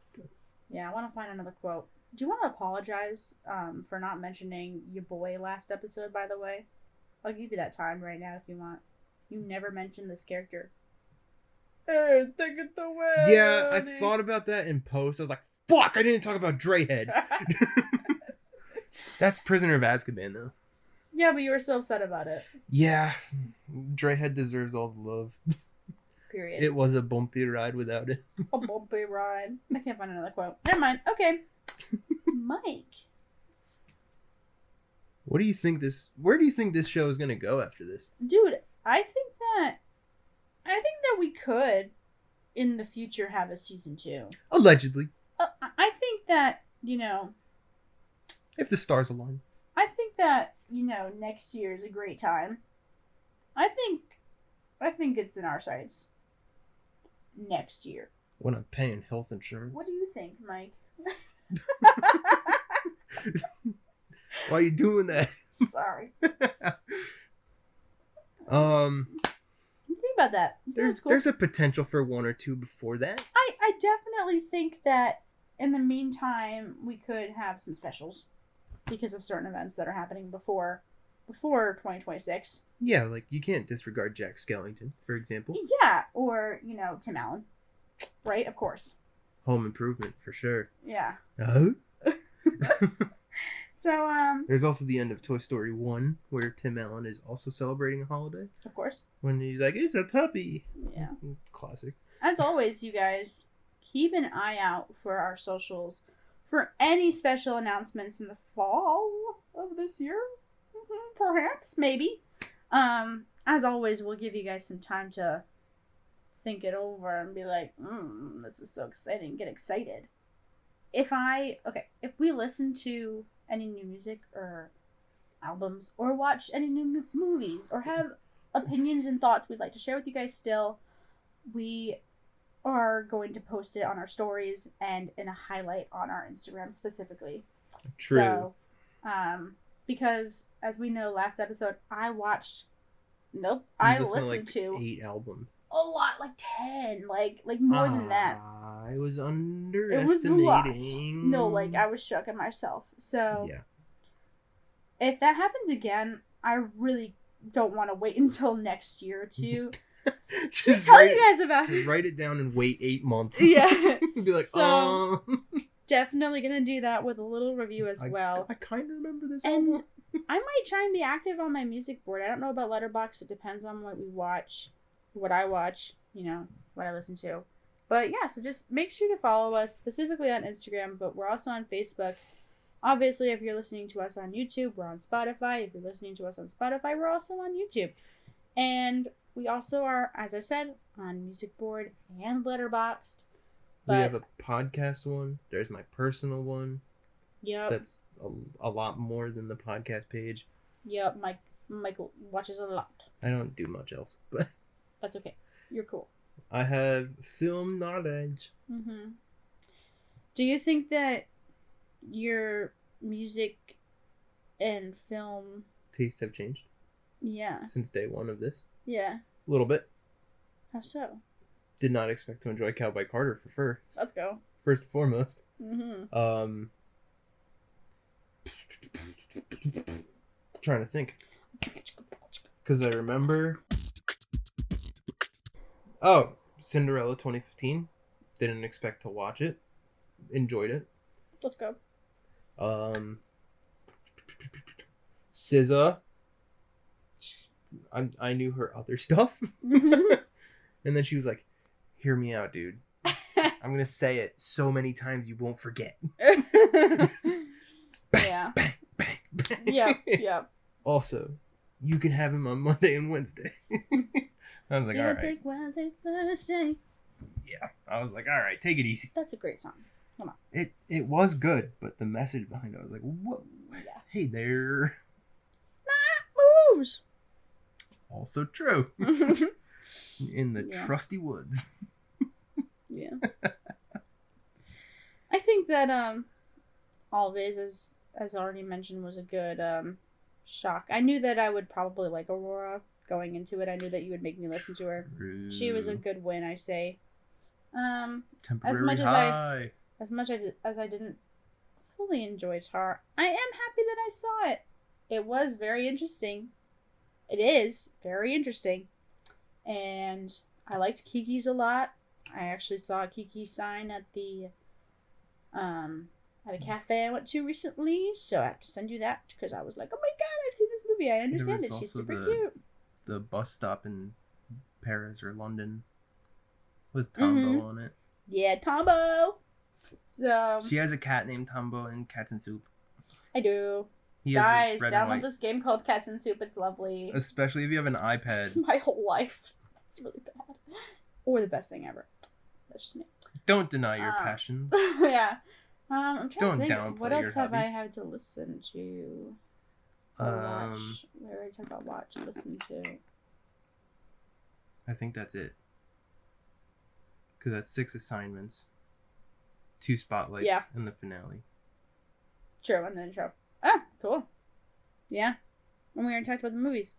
Whoa, you guys, that's crazy. By God. Yeah, I'm pleased that I didn't.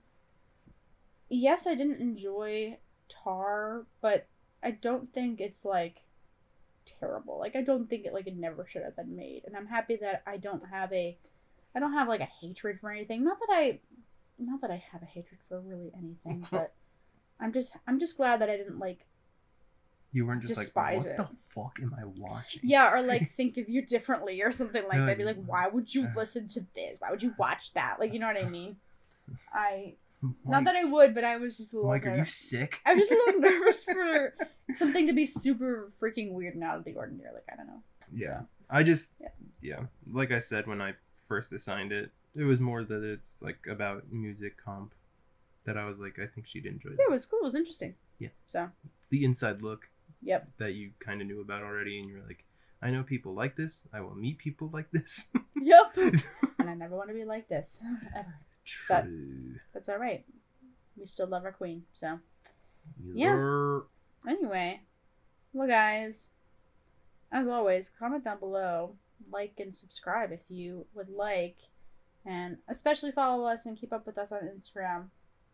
If you're an avid listener right now, if you made it this far, thank you so much. You are so cool.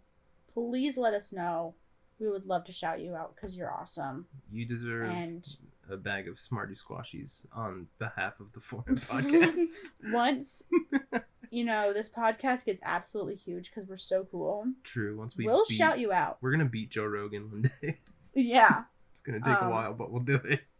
So we'll shout you out when that happens. So don't think that we're gonna forget about you guys. So Never. and comment down below what some of your summer songs are. We would love some summer songs. Maybe we could put like a playlist. We can make a playlist with some of our listeners' What music about- too. That would be cool. What about Larry's Cheeseburger? It's called His Cheeseburger, and it's actually Mr. Lunch. I was just asking you. I didn't say it by title. It's a great song, actually. So, well, Mike, thank you so much for joining me on this journey. I'm really happy you said yes to doing this. You also, guys, Mike has been doing a lot for this. And I know it's because you care and it's because you have free time, but it's still really cool because you're kind of super awesome. It's a good design portfolio piece as well.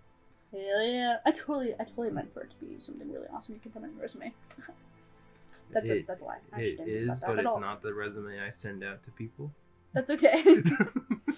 It's the resume in your heart. Yeah, I have my work experience put on my personal resume that I don't share. I say podcast editor, co-host, Let's go. designer. Yeah. All right. Thanks for doing this with me, Mike. No problem. You're so cool. You are as well. Also, thanks for letting us use your house as a recording space. It's my futon. I know, it's comfy.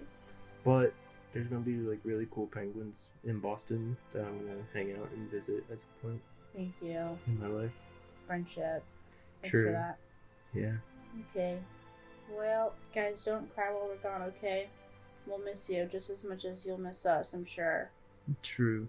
Just as much as I'll miss you. You as well, from my end. Thank you. Bye, Mike.